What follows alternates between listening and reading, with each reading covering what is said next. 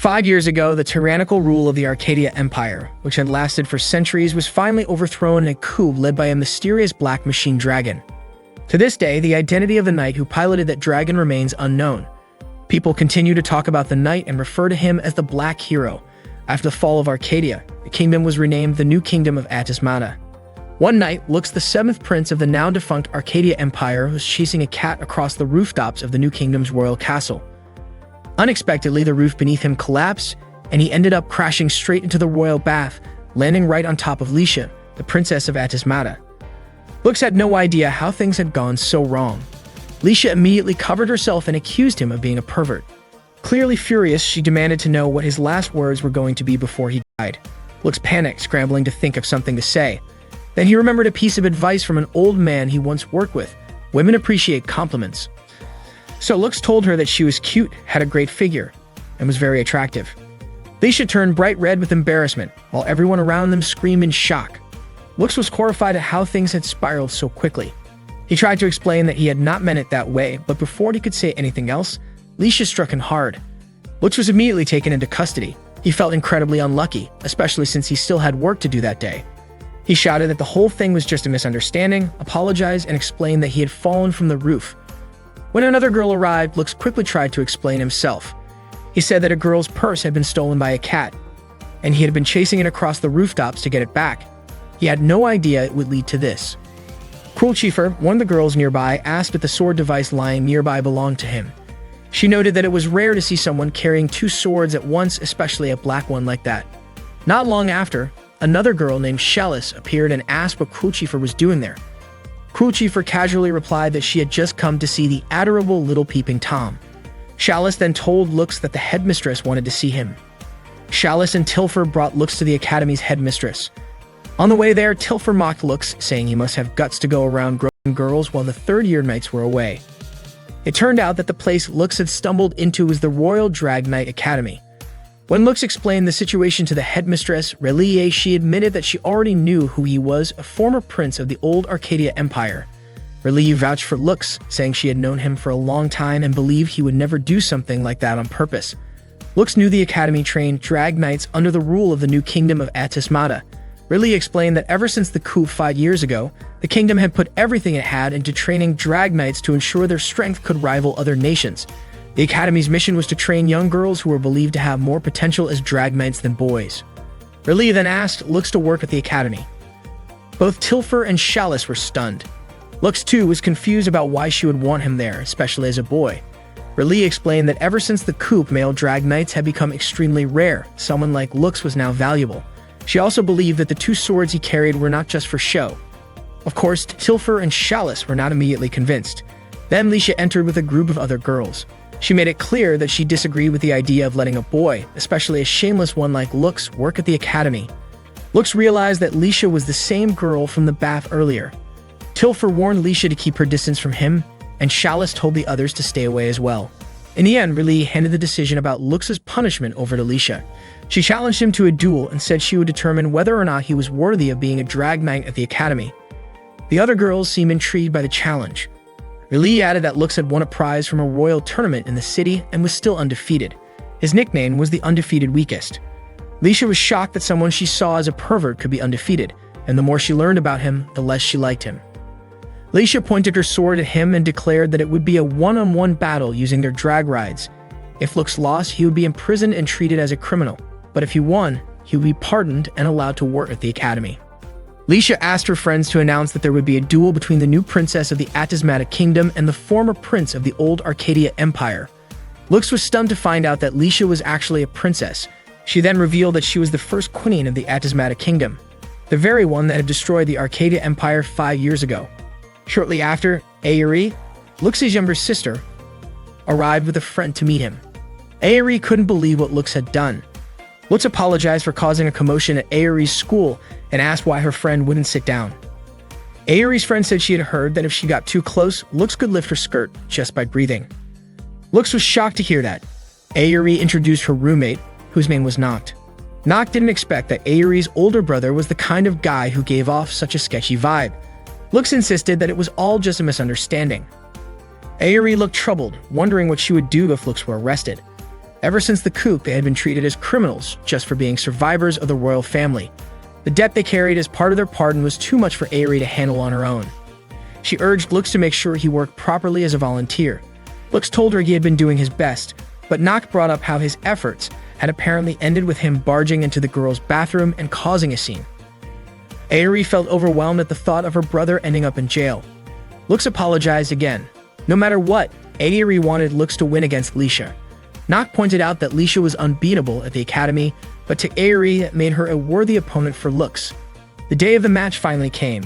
Students gathered in the stadium to witness the battle between Lisha, the first queen of the Atismata Kingdom, and Lux, a seventh prince of the former Arcadia Empire. Lux and Lisha faced off in the arena. Lisha asked if Lux knew why she had challenged him to a fight. Lux assumed it was because he was a prince from Arcadia. She told him she would reveal the reason if he managed to win. Both of them activated their drag rides. Lisha mocked Lux's drag ride, which turned out to be an ordinary wyvern. Her own drag ride, in contrast, was a powerful high-level unit named Tiamat. According to her, there was a huge difference between his and hers. Aerie, watching from the stands, was amazed. High-level drag rides rarely use ancient weapons, which were incredibly powerful and could only be controlled by strong individuals. The difference between Lisha's Tiamat and Lux's wyvern was clearly massive. The match began. Lisha opened with a barrage of shots aimed at Lux, and he tried to dodge them. She easily landed a hit. Before continuing, Lux made a request. If the match ended in a draw, he hoped they could settle things through negotiation. He also apologized for what had happened in the bathroom. Hearing that, Lisha called him unbelievably stupid, which only made her angrier. Immediately after, Lisha activated her special weapon, 7 heads. Chalice was surprised that she would go that far. Tilfer questioned whether it was safe to use such dangerous weaponry with students so close to the battlefield. Before launching her attack, Lisha suggested that Lux stop using that wyvern and switch to his other sword device. Unfortunately, Lux did not want to use that sword. Lisha began her attacks and Lux kept dodging. It turned out that Lisha's attacks were strong enough to damage the arena's protective barrier. Lux started to worry that if one of those attacks hit him, it might actually kill him. The match announcer requested for the barrier to be repaired, and Rayleigh wondered whether Lux and Lisha were thinking about the safety of the audience at all. According to Noct, if things kept going like that, Lux could be in serious danger. Aerie pointed out that it was Lux's own doing, but even so, she said there was one thing that could always be said about him. Once Lux made up his mind, he would always follow through. Meanwhile, Lisha thought that if the fight dragged on, time might run out and the match would end in a draw. She began to suspect that this was the reason Lux was called the undefeated weakest. Lisha had no choice but to use the Tiamat's highest special move, Spray Shot. That attack brought Lux down and destroyed the surrounding area of the arena. This special move was a rare ability only possessed by high-grade drag rides, and Tiamat's unique trait was the power to manipulate gravity. However, using it together with a special weapon could cause Lisha to lose control. Thinking the battle was over, Lisha believed she had finally defeated Lux, but suddenly, her body froze and she couldn't move. Lux asked her to leave her drag ride. Lisha refused to give up just because of that. She still wanted to fight and defeat him, but right then the arena's protective barrier disappeared. At that moment, an abyss appeared. A monster that was only supposed to show up at the ruins. Aerie was shocked and questioned why there was an abyss there at all. The information center immediately called for instructors to bring the triads and evacuate all the students into the school. Chalice and Tilfer tried to calm the students and urge them to take shelter inside. The command center instructed all wyverns to form a protective shield around the gargoyle and defend the students. Hearing this, Lisha was confused and didn't understand what was going on. The abyss's attack managed to break through the barrier and Lux rushed in to strike back. He asked Lisha for one favor. Meanwhile, Chalice scolded Aerie and Noct for still being outside when they should have already taken shelter. Tilfer also called out Noct, especially since she was a triad member, for standing around doing nothing. Noct explained that Lux was Aerie's older brother. At that time, Lux was still fighting the abyss.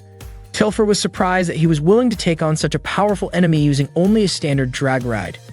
Chalice advised Aerie not to interfere and just wait until the instructors arrived, but Aerie believed that since there was only one enemy, Lux would lose. Lisha had already stepped back by then and felt relieved that Tiamat had calmed down. It turned out that Lux's request was for her to come down and help target the enemy. Lisha was annoyed and asked if Lux was trying to give her orders, but Lux explained that he would give her the signal to fire, and that signal would be when he raised his sword above his head. Lisha didn't know what Lux was planning to do with that broken sword, but she knew her 7 heads cannon had only one shot left. She couldn't believe she was about to use it, all to support someone like Lux, a so-called useless prince. Lux kept dodging the abyss while occasionally firing at it. The command center asked Lux to hold on, saying help was on the way. After that, Lux raised his sword as a signal, but the abyss immediately broke it. Leisha then fired the 7 heads cannon at the abyss and successfully landed a hit. After the shot, Leisha mentioned that if a defensive maneuver could open up a window of opportunity for attack, then she could unleash her full strength. And that was the basic strategy for fighting monsters. She quickly rushed over to Lux, who had collapsed. Later that afternoon, Leisha was soaking in the bath replaying everything that had happened. She started to suspect that Lux had intentionally made himself the target to give her a chance. And it was the first time a guy had ever tried to help or protect her. At that moment, Lux was lying weakly in bed. He dreamed of someone asking whether his wyvern would fight alongside the other person's Bahamut or against it. The dream woke him up immediately. Right then, he saw Leisha walk in and ask how he was doing. Lux asked if she had come to take care of him. Leisha put down the glass of water she brought and said that she came because Lux had saved her. Leisha could no longer tell whether Lux was genuinely humble or just acting arrogantly. She also wondered if everyone in the Arcadia Kingdom behaved like that. Lux himself wasn't quite sure anymore. He had been forced out of the kingdom since he was a child. Leisha was puzzled by how Lux could be willing to fight an abyss with just a regular drag ride. That wasn't something ordinary people did. Lux admitted he didn't really remember all the details. He just felt like he had no other choice back then. Leisha thanked him for protecting everyone, and Lux responded by calling her a generous princess. Leisha proudly said that she did consider herself to be a fair and generous one. They both laughed. Leisha confessed that she now completely trusted Lux, and Lux felt relieved hearing that. Then Leisha revealed the real reason she had challenged Lux to a duel. It was because she couldn't just let him walk away after seeing her body. Lux admitted that he had seen everything and thought it was beautiful. Leisha scolded him and called him a pervert, though what she was actually referring to was the mark below her stomach. It turned out to be the emblem of the Arcadia Kingdom, and Lux was surprised to find that he had the same mark. Leisha wasn't ready to explain why yet, but she asked Lux not to tell anyone about it. Lux promised he wouldn't. Leisha then asked why Lux was so stubborn about not using his black sword device. Lux couldn't give her an answer, and Leisha understood. If they both had secrets, then it was only fair. She told him that starting tomorrow, Lux would officially be a part of the academy. The previous order from the headmistress had been revoked, and Lux would now be attending as a student knight of the royal family. Lux was shocked to hear that and didn't quite understand how it all happened. Before leaving, Leisha asked Lux to start calling her by her name, just like the others did. Unbeknownst to them, their conversation had been overheard by Crucifer. That day marked Lux's official enrollment in the academy. He introduced himself in front of the class and greeted his classmates. As he looked for an empty seat, the other students began whispering about him. They couldn't believe the school had allowed a male student to enroll. Lux felt uneasy and wanted to leave as soon as possible, until a girl suddenly called out to him. Her name was Filthy, and she knew Lux. He was shocked since they hadn't seen each other in 7 years. The teacher asked if Filthy was someone Lux knew. He replied that she was his childhood friend. The teacher then allowed him to sit next to Filthy, but that seemed to upset Lai a bit. The teacher began the lesson and asked everyone to turn to page 27 in their textbooks. Lux quietly asked Filthy if he could look at her book.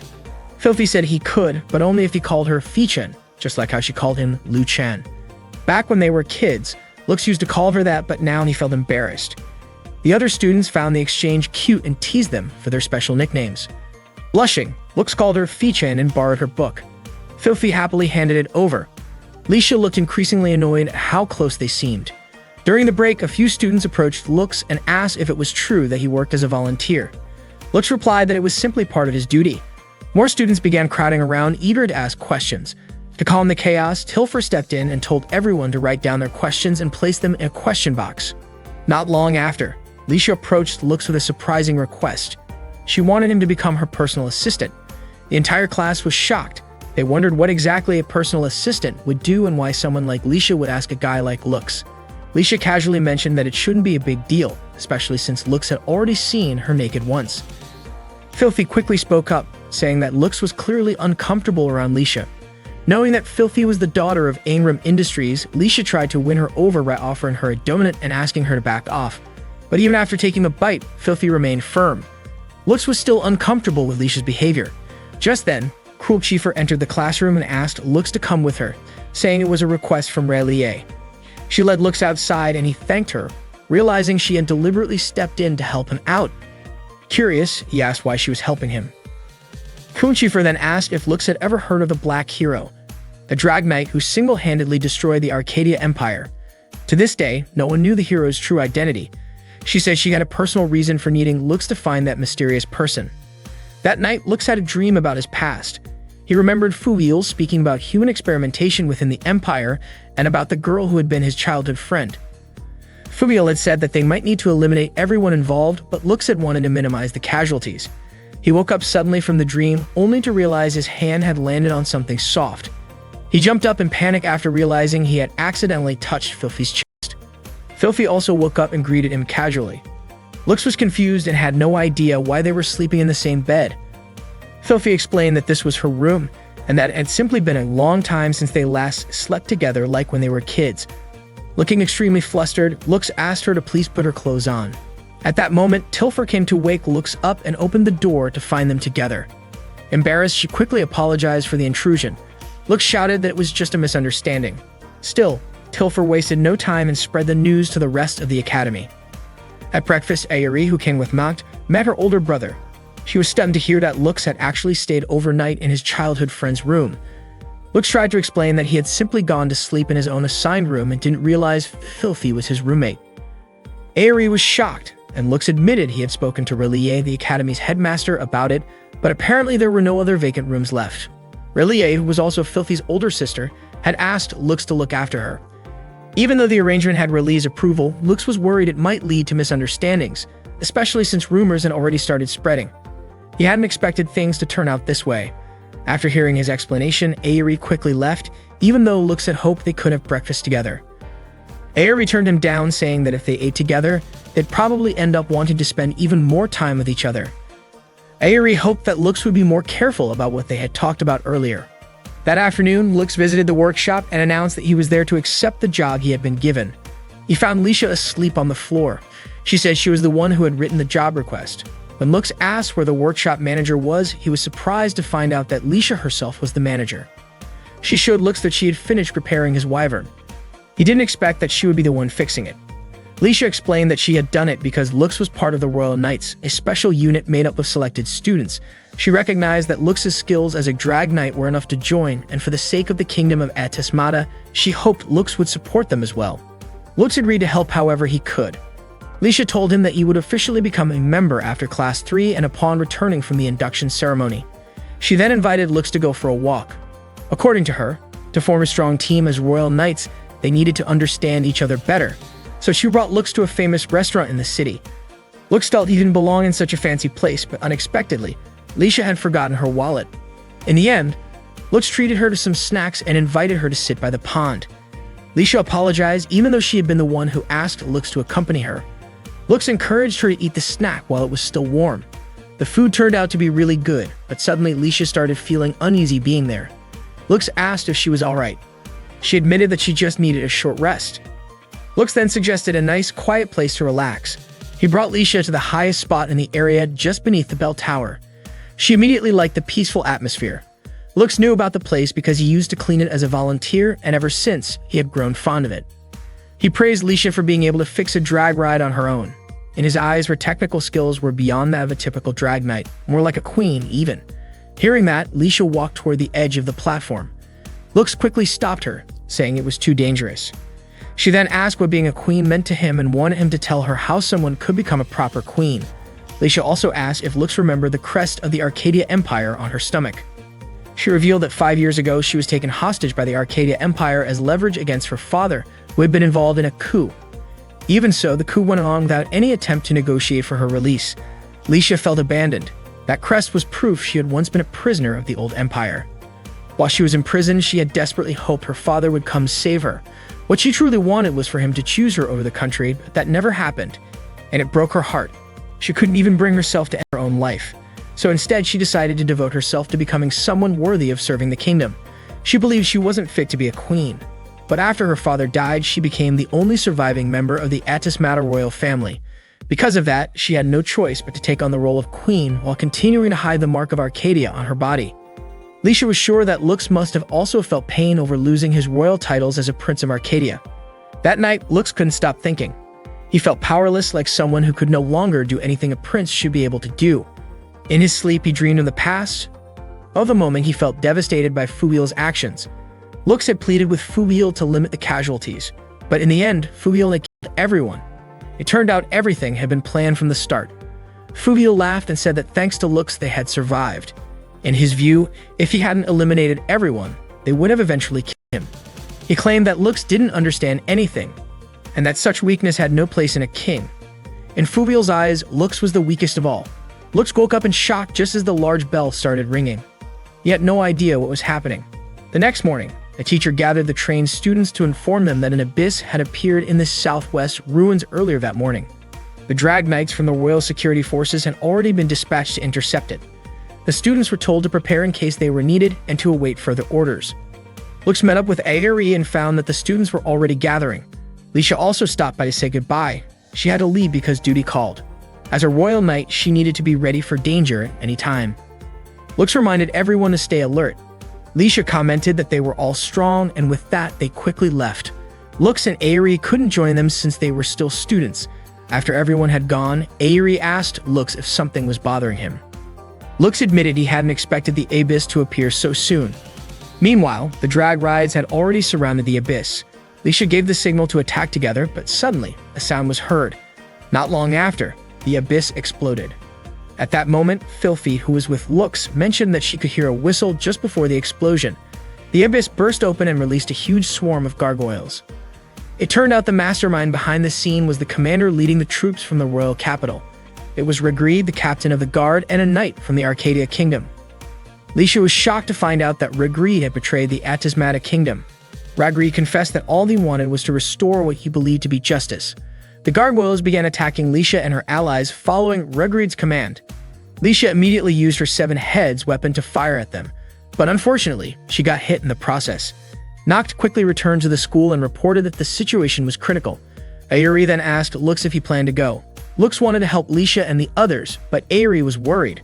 She pointed out that Lux couldn't defeat the abyss using only the wyvern, and he also wasn't allowed to use his black sword. From her perspective, there was nothing Lux could really do at that moment. Still, Lux asked Aerie not to worry about him. He said everything would be fine and promised he wouldn't leave her alone. Before heading out, Lux asked Cruelchieffer to protect the school in his absence. Meanwhile, Lisha was still fighting off the gargoyles. She asked if Chalice and Tilfer were okay. Unfortunately, Chalice said they had to retreat as they were no longer in condition to fight. Lisha realized she needed to target the man holding the whistle, convinced that it was the key to controlling the abyss. Rigreed mocked her, calling her a disgrace as a so-called princess who blindly obeyed the orders of a man. He even suggested that it would be better for her to just sit quietly in a prison cell. Lisha refused to back down and fired back, saying Rigreed was even more pathetic for being the kind of man who would talk like that only when he had the upper hand. Rigreed blew the whistle again, prompting the gargoyles to attack Lisha. She tried to dodge and counterattack, but she was struck once more. Then she turned her attention to Rigreed and launched an attack directly at him, which finally exposed him as a rebel to everyone around. Rigreed struck back, knocking Lisha down. Rebel forces from the former kingdom began to arrive. At that moment, Lux contacted Lisha, urging her to stay conscious, but she expressed how powerless she felt, admitting that she had never been able to do anything that made her feel like a true queen. Even pretending to be a princess had been painful. Still, she said that this time she wanted to prove herself. Rigreed approached her, saying he would remind her who she truly belonged to. He forcefully exposed the mark on her lower abdomen. Laughing, he declared that he was the one who had placed that mark there. Lisha's memories from the past came flooding back. Enraged, she threw her sword at Rigreed and the blade cut his cheek. Infuriated, Rigreed prepared to strike her down. But just in time, Lux arrived and blocked the attack. Lux admitted that he had failed to protect people as a prince and had felt powerless. But this time, he wanted to stand by Lisha's side and help her. He wanted the world to recognize her as the rightful queen of the Atismata kingdom. Rigreed severed the wyvern's arm. He didn't know Lux and underestimated him from the start.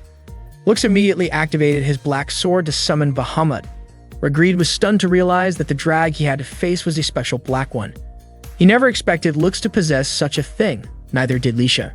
At that moment, Aerie noticed that Lux had finally used the black sword.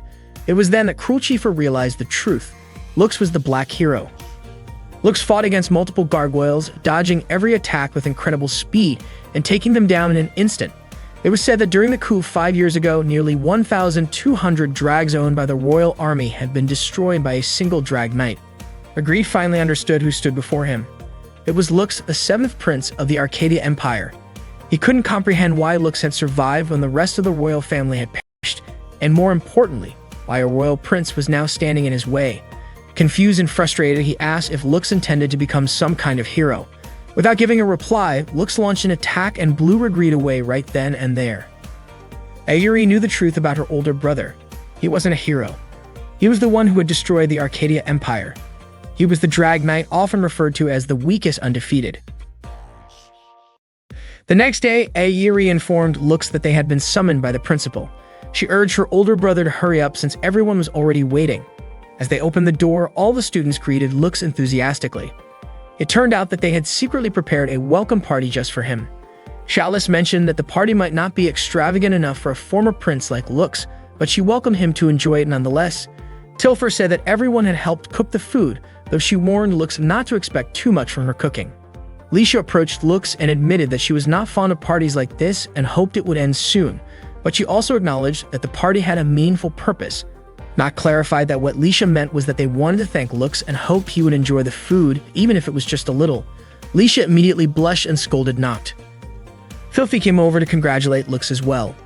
Lisha scolded her for eating before Lux had tasted anything, even calling her a glutton. In response, Filthy quickly offered a sandwich to Lux, which only made Lisha even more irritated. Relief stepped in and suggested that everyone raise their glasses to celebrate the occasion. After the toast, they all began enjoying the food. Everyone seemed to be having a great time, but not all of the students were happy about Lux's presence. Some of them questioned why people were so quick to forgive him, and Cruel Chiefur overheard their complaints. At that moment, Riley announced that she wanted to make the party even more exciting by introducing a special competition. She presented a letter that, if captured, would grant the winner exclusive access to Lux for an entire week. If someone managed to take the letter before time ran out, they would get to have Lux for a full week. The crowd erupted in excitement. Lux asked if Riley was just joking, but she explained that it was a special request letter. If Lux could successfully hide it until the time limit expired, he would not have to follow anyone's demands. The game would last for 1 hour. Hearing that, Lux immediately took off running while the students chased after him, all eager to win the challenge. He hid in the workshop while others scattered throughout the building, calling out and trying to track him down. Lux could only dare to peek from his hiding spot and had no idea what the others might do if he got caught. Suddenly, Lisha appeared behind him and said he could stay hidden there for a while. Lux thanked her sincerely.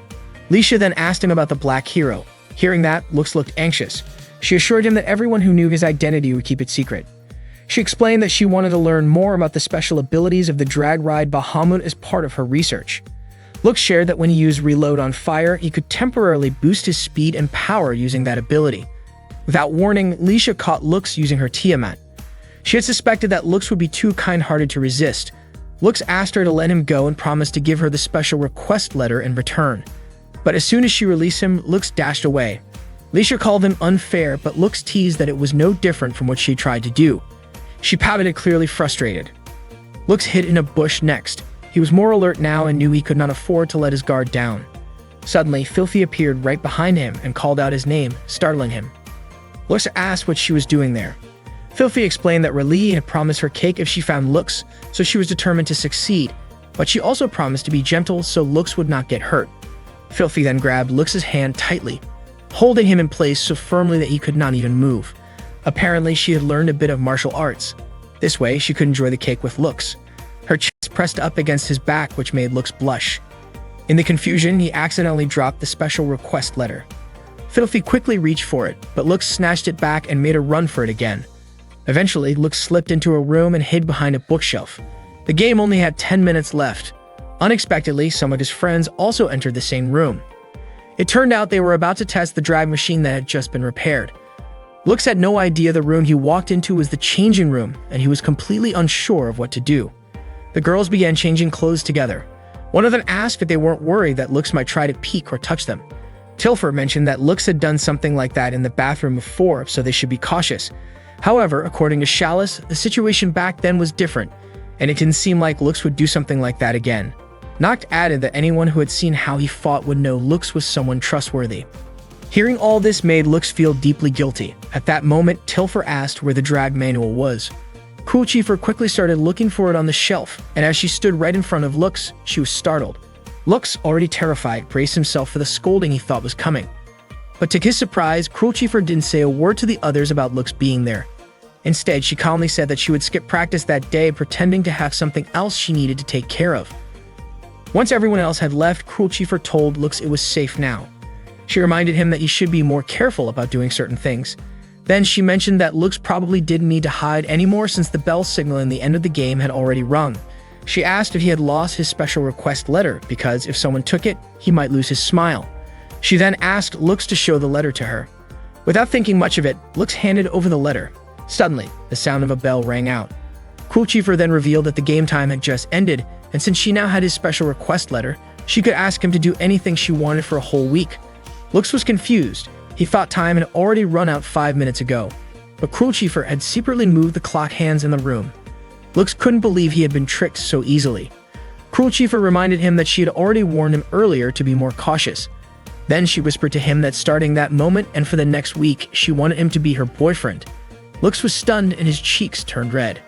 That evening, Lux and Aerie went to see Relie. Aerie mentioned that rumors about Lux dating Cruel Chieffer were already spreading around school. She understood it though, saying Lux was still in a growing phase. Lux clarified that he hadn't asked Cruel Chieffer for anything. Aerie said it was fine if he wanted to enjoy a normal school life, but reminded him not to forget his position there. Relie had already been waiting for the two of them.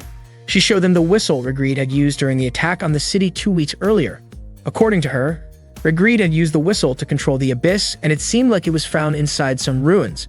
She explained that soon the Royal Knights would be launching an investigation, and she wanted Lux to confirm whether the whistle was the key or not.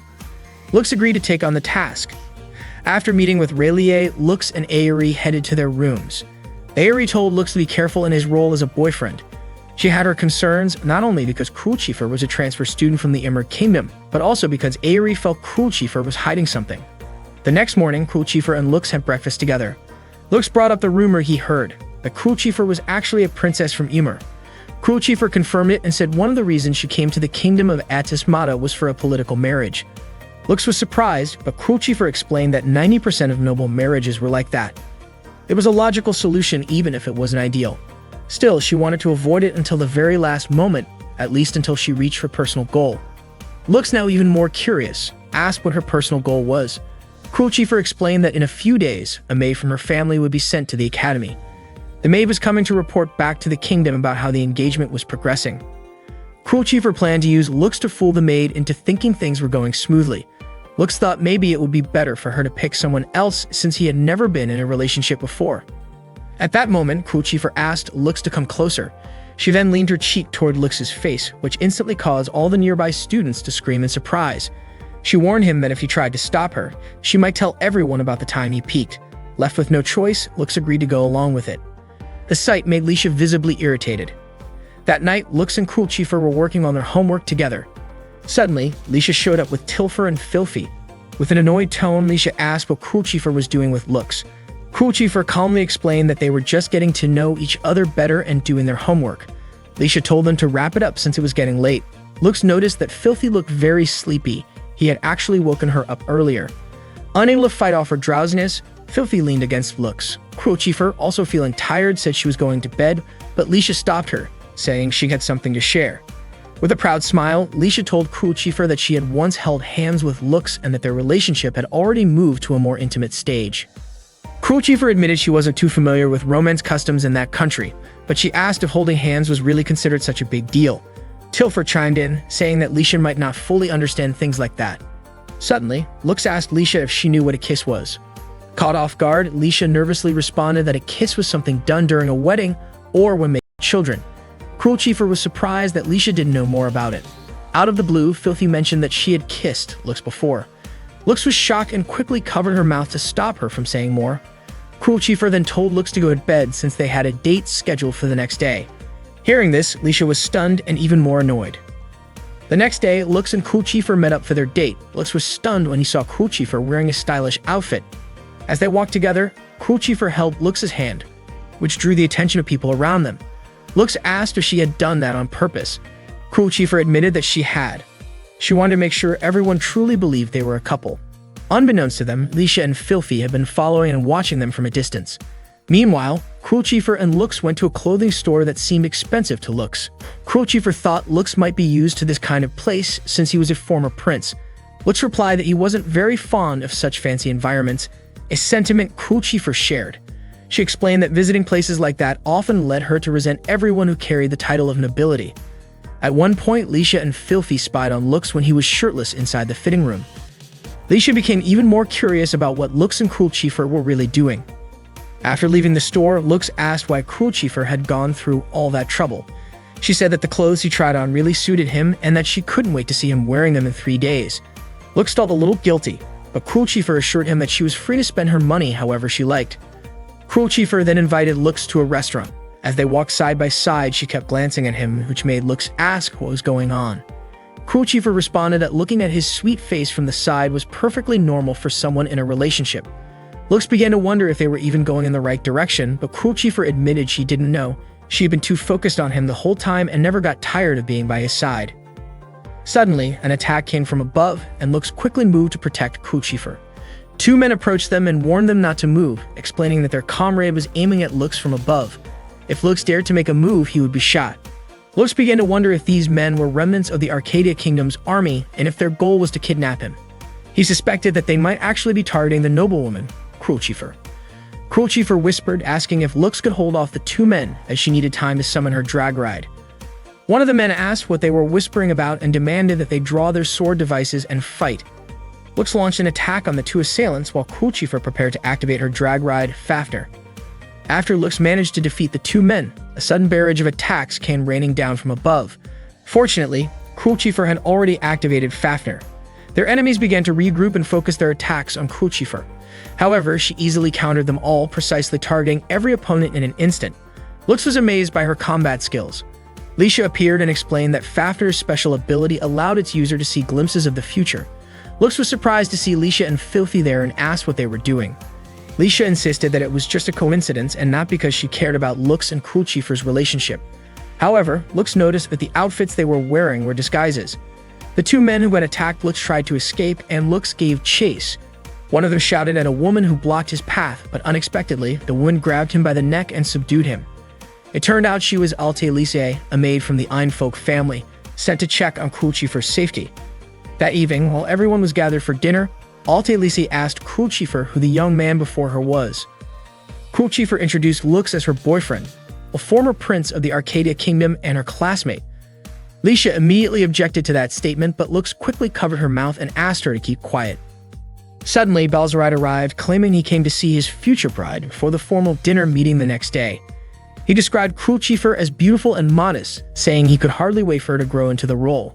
Upon realizing Balzaride was from the Kreutzer family, Licia recognized him as a member of the 4 great nobles. Alte Licia explained that the Kreutzer family had a long-standing history tracing back to the Arcadia era. As previously discussed, Cruel Chieffer was to be introduced to Balzaride the following day, which would lead into plans for a formal engagement. Cruel Chieffer responded by stating that she was currently dating someone. Balzaride acknowledged Lux's identity as a surviving royal from the fallen Arcadia Kingdom. Cruel Chieffer explained that Lux was known as the undefeated weakling of the new kingdom of Atismata.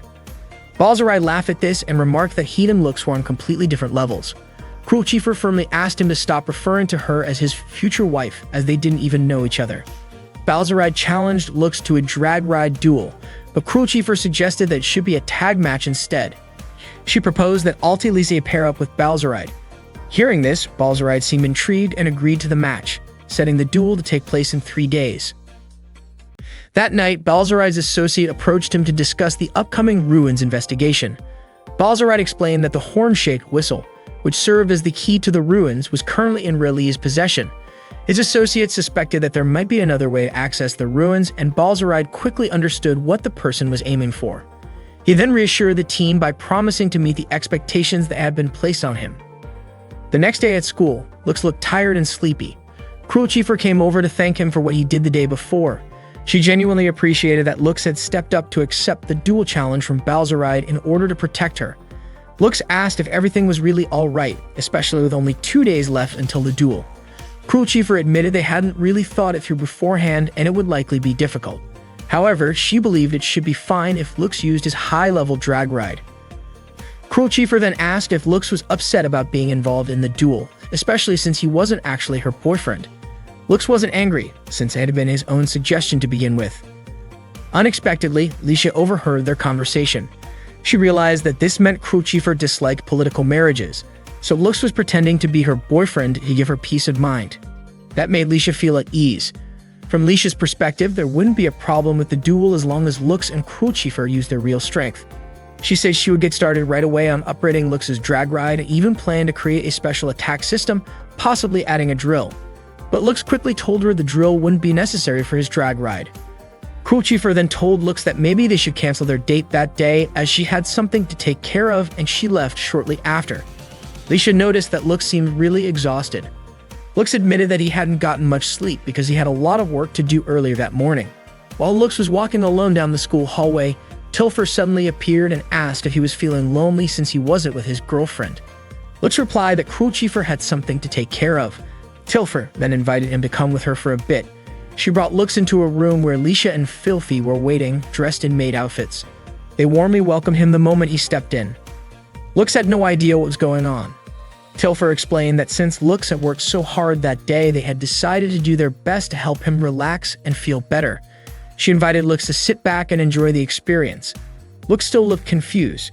Apparently, Tilfer had asked Leisha earlier about what might make Lux happy. But since Leisha didn't really know what guys Lux's age typically liked, Tilfer figured that maybe Lux missed the days when he was still a prince. So they decided that dressing as maids might cheer him up. Lux admitted he never actually had a maid who served him directly.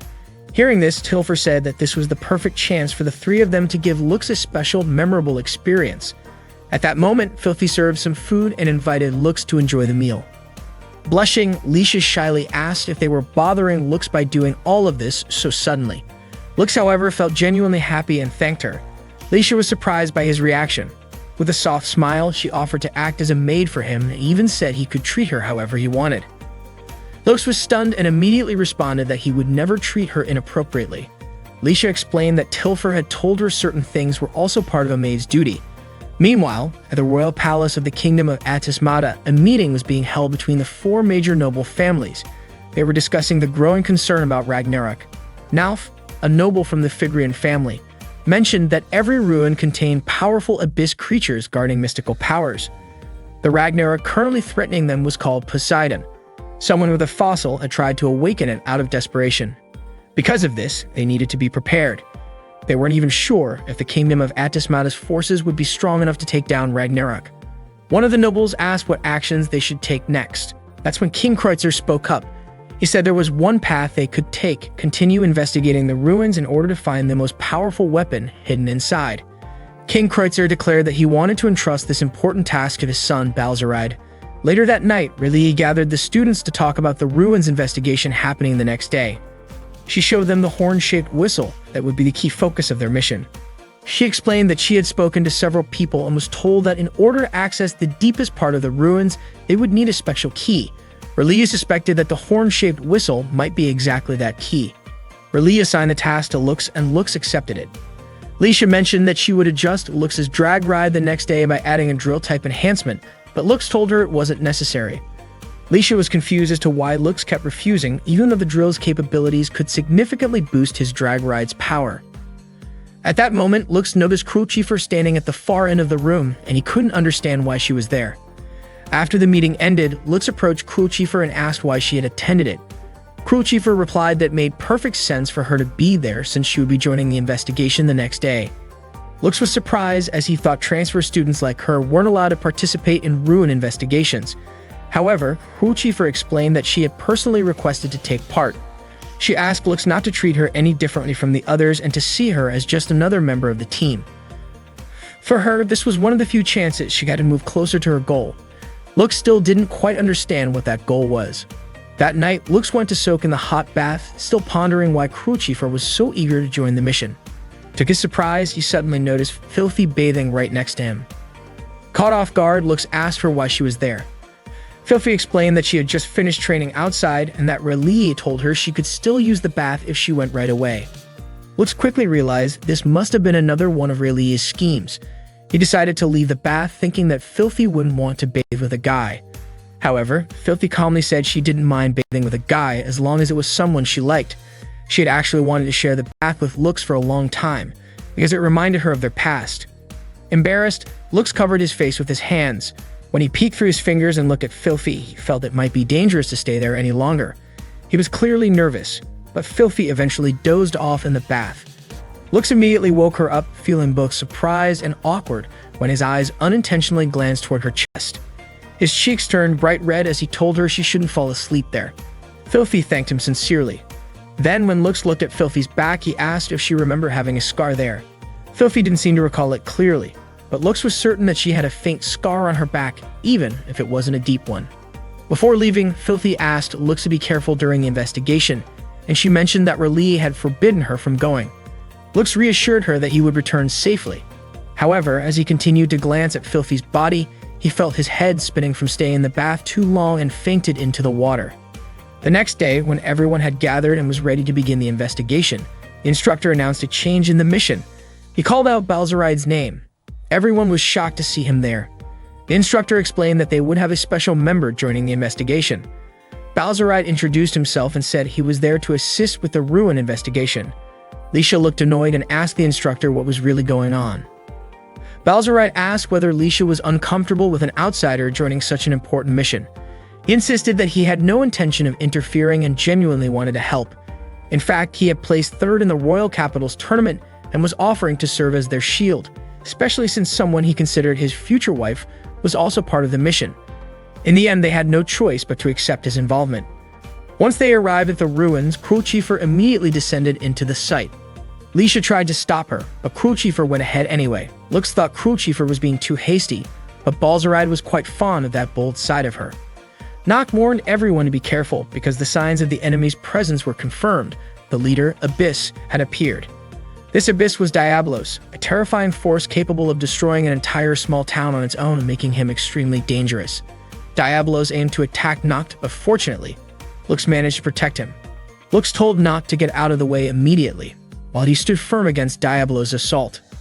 When Lisha fired at Diablos, he pushed Lux aside and dodged attack after attack. Diablos then managed to capture Chalice, which made it difficult for Lisha to aim her shots effectively.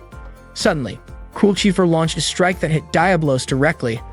Her attack came from a high-level special drag machine called Wise Blood. Balzeride commented that everyone was overreacting about Abyss since he was nothing compared to Ragnarok. Then Balzeride demonstrated the power of his own high-level drag by launching an attack at Diablos. He approached Lux and asked if he wanted to fight him right then and there. Balzeride challenged Lux to a bet. Whoever defeated Abyss first would decide the duel's outcome. If Lux won, Balzeride promised to cancel the duel altogether. Lisha got annoyed and threatened to beat Balzeride if he caused any unnecessary trouble. Balzeride teased Lux by asking if he was feeling unconfident. Cruelchiefer urged them not to do anything foolish on the spot. Balzeride put a hand on Cruelchiefer's drag machine and called his future wife Gary cold. Cruelchiefer reminded him that there were still other enemies to deal with before she would even think about defeating Balzeride. Cruelchiefer fired at Diablos again, but her power was no match for his attacks. She almost got hit but was saved just in time by Balzeride. Everyone continued shooting at Diablos, and Balzeride seemed able to predict where Diablos would move next. He threw his giant axe and struck Diablos perfectly. Everyone was shocked, and Balzeride laughed, claiming he had won the fight. He also called Lux weak, saying he never expected anyone to match his strength. At that moment, Cruelchiefer wondered why she couldn't use her Wise Blood drag. Suddenly, something happened to Diablos. Lisha told everyone to activate their shields at maximum power. The ruins began to glow and everyone tried to withstand the intense light. Lux noticed that Fafnir had gone out of control. Cruelchiefer was confused about why this was happening to her drag machine. Lux immediately rushed to help her. The ruins shone brightly and dazzled them all, while Diablos' explosion was swallowed by the ruins. After that, Lux dreamed again that he was falling. Fubiel asked him why he had lost control like that and wanted to know what really happened to him. Lux admitted he had just been trying a new technique. Then Lux suddenly snapped awake, finding himself in an unfamiliar place with no sign of his friends. He didn't recognize where he was. Cruelchiefer suddenly appeared and said they seemed to be inside the ruins. Lux yelled out in shock. He asked what had really happened, but all he could remember was Diablos' explosion. Cruelchiefer explained that they were probably sucked into the ruins after Diablos exploded. She said she was fine thanks to Lux's protection and thanked him. She suggested they head to the altar in the middle of the ruins, confident they could meet the others there. The two started walking. Cruel Chiefer mentioned it looked like it might rain soon. Lux was surprised. He wondered if it really could rain inside the ruins. Cruel Chiefer said she was only guessing since she didn't really understand how the place worked. Suddenly, Cruel Chiefer stumbled and fell, but Lux caught her. He suggested they take a break since she might still be exhausted from the battle. However, Cruel Chiefer refused. She didn't care what happened. What mattered was that she kept moving because her chances were limited. Cruel Chiefer stood up again but fell once more. Lux offered to support her as they continued onward. Lux asked why Cruel Chiefer was searching for the Black Hero. She explained that normally, no matter what happens, there's a limit to how long you can use a drag. But apparently that limit didn't apply to the Black Hero. She hoped it was true, and that the Black Hero was someone like her, which was why she was looking for him. When they reached the altar, Cruel Chiefer said it seemed like they were the first to arrive. Lux took out a whistle and wondered if it might be the key, asking if it was okay to blow it here. When Cruel Chiefer reached the center of the altar, a warning suddenly sounded, confirming the key's presence and activating a special code to unlock it. Lux was shocked and wondered if Cruel Chiefer was actually Key. Cruel Chiefer admitted it and revealed that she wasn't an ordinary human like others in the world. She also confessed that she was the only survivor from the ruins. The altar then opened slowly. Lux still couldn't understand why it happened. Cruel Chiefer and Lux arrived at the altar ruins. As Cruel Chiefer walked toward the center of the altar, it suddenly opened. It turned out that Cruel Chiefer was the key to unlocking it. Cruel Chiefer admitted that he was not actually a human from that world and that he was the only survivor from the ruins. As the altar doors opened, the surrounding area immediately began to collapse. Seeing the danger nearby, Lux quickly pulled Cruel Chiefer inside. Although they managed to avoid the fallen debris, it seemed like they were now trapped inside that place. Cruel Chiefer kept walking forward, while Lux had no idea what kind of place they were in. Cruel Chiefer explained that he had been told he was found inside a box just like the one there. Only then did Lux realize that Cruel Chiefer was not actually a biological child of the Einfolk kingdom. Cruel Chiefer shared that his adoptive father was researching the ruins for the religious nation of Ymir. During that research, his adoptive father found Cruel Chiefer and took him out of the ruins. Cruel Chiefer was then used as a link to a lost past. He confessed that he had no memories of his past and had unknowingly spent time living with the Einfolk family. Eventually, Cruel Chiefer realized he was adopted by the Einfolk family. His parents, siblings, maids, and everyone else kept their distance from him. Cruel Chiefer worked hard in his studies and in training to become a dragon knight so that he could earn their love and be accepted as part of the family, but he never got that acceptance. After receiving a special dragon machine, his older and younger sisters questioned him. Faintly, Cruel Chiefer heard his family say that he was different from them. Cruel Chiefer didn't want to believe they trusted the research on the ruins that much. He hoped that he was truly part of the Einfolk family. But the truth was, Cruel Chiefers' real identity was that of a survivor from the ruins. He still didn't know much about his past or whether his friends were also survivors. Even so, Lux mentioned that they hadn't done any research on the ruins yet. However, Cruel Chiefer asked him not to continue because he was afraid that none of his friends would acknowledge his existence. Cruel Chiefer apologized for driving Lux into his selfishness over his own meaningless existence.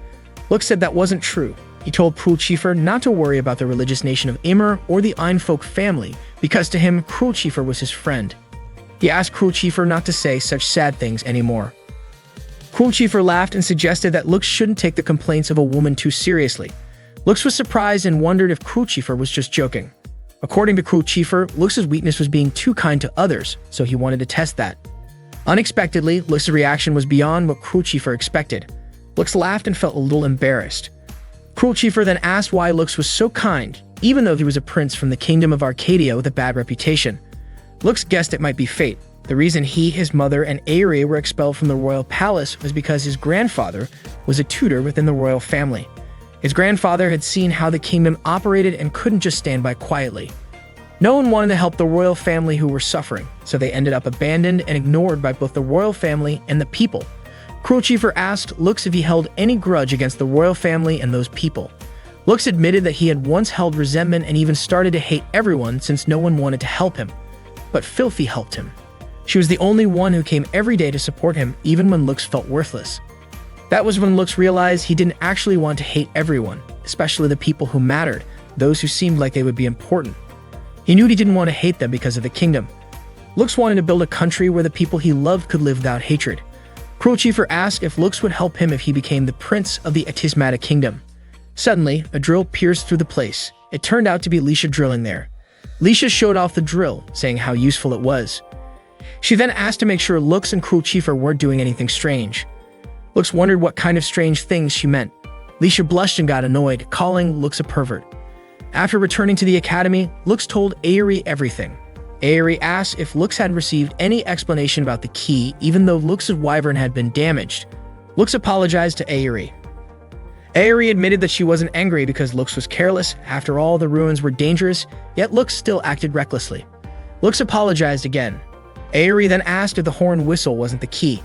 Lux said there was no reaction at all, even when inside the ruins. Aerie asked if anything had changed, but Lux chose to say there was nothing. Aerie concluded that this meant there had been no progress, and she offered Lux some herbal tea. The tea was from Cruel Chief and was believed to be good for recovering from fatigue, so Lux could sleep well. Aerie told Lux to rest since there was still time before the duel. Lux thanked her and quickly drank it. Later, Aerie entered Lux's room and saw him fast asleep. She read the special request letter.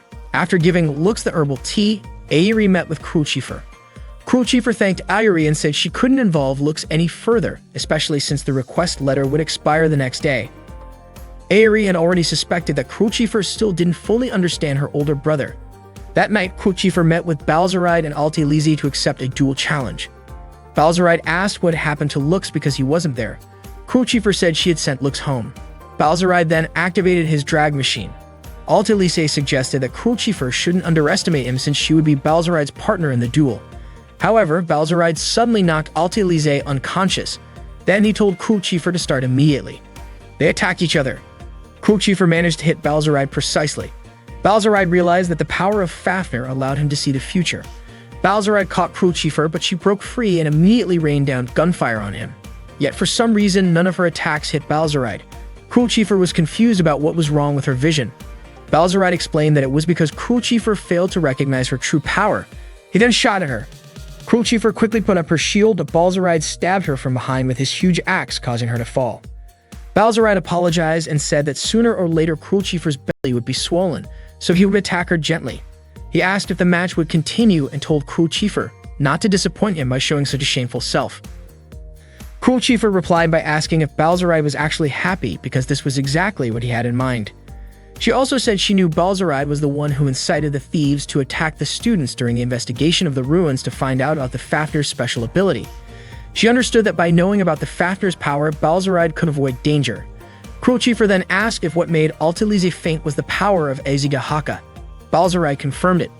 Balzaride smiled and admitted he had planned everything to capture Cruel Chief the key. However, even though Cruel Chief knew the truth, he believed she was nothing more than a tool that could not change anything, and he was sure she would never defeat him. Balzaride even said that no one in the world could save Cruel Chief, which was why her fate was to serve him only. Suddenly, Lux threw a sword toward Balzaride. Balzaride dodged skillfully. Lux arrived with his black drag machine and Balzaride didn't recognize him. Cruel Chief was shocked to see him. Lux apologized for being late and said he was joining the duel. Balzaride laughed when he saw Lux revealing his identity as a woman. According to Balzaride, the black hero was even dumber than he thought. Lux said Balzaride didn't understand how valuable Cruel Chief was and that he wouldn't hand her over to him. Lux immediately activated his reload on fire attack. Cruel Chief shouted that she didn't want Lux to get more involved in this matter. Lux and Balzaride clashed fiercely, with Balzaride managing to swing his massive axe. Lux realized that Balzaride could predict his moves using a special Fafnir ability called Wise Blood. Hearing this, Cruel Chief was shocked to find out that Azigahaka had the power to steal his opponent's special abilities. Every time Balzaride used that power, it drained energy from Cruel Chief's drag. Cruel Chief then understood that Balzaride had done the same thing to Altelize, so Azigahaka's ability was to steal energy from any drag it touched. Balzaride admitted that he was impressed by Lux's insight. Then he launched an attack aimed at Cruel Chief to lure Lux in, hoping Lux would immediately make a move. Once Lux touched him, Balzaride unleashed a reload on fire attack. Using his Wise Blood ability, he could anticipate Lux's next move, and then he quickly swung his massive axe, putting pressure on Lux. Balzaride laughed mockingly at the Black Hero's power after having stolen it. Cruel Chief wondered why Lux was willing to fight for her, even though they weren't connected in any way and Lux wouldn't gain anything from the fight. Suddenly, Aerie pointed out that this was the downside that also became Lux's strength. Lux acted beyond what anyone expected, and if they tried to stop him, he definitely wouldn't listen. Aerie asked Crucifer to watch how Lux was fighting for her sake. At that moment, Lux was still holding back Balzarai's attacks. Balzarai knew that Lux must be aware of Ragnarok's location, and he wanted to face Ragnarok on behalf of the Etismata Kingdom. Balzarai then let Lux go and opened fire, but Lux blocked the bullets by drawing his sword. Balzarai said he needed to quickly find new armor and techniques from the ruins. He even claimed that sacrificing one woman could save the entire country. Suddenly, Lux's drag machine went out of control. Crucifer pleaded with Lux to stop everything, but Lux said it wasn't over yet. Crucifer told Lux not to push himself because she was only using him, and to her, Lux was nothing more than a tool. She admitted this now because if she had said it earlier, things might have ended without hope and without the feelings she was experiencing. Crucifer cried sadly while saying this, but Lux still believed Crucifer was his girlfriend, so he could definitely help her. Lux asked Crucifer to let him fight for his beloved girlfriend. Balzarai called Lux stupid and underestimated what Lux was going to do since his power had already been stolen and his drive machine was out of control. Lux activated his recoil burst ability.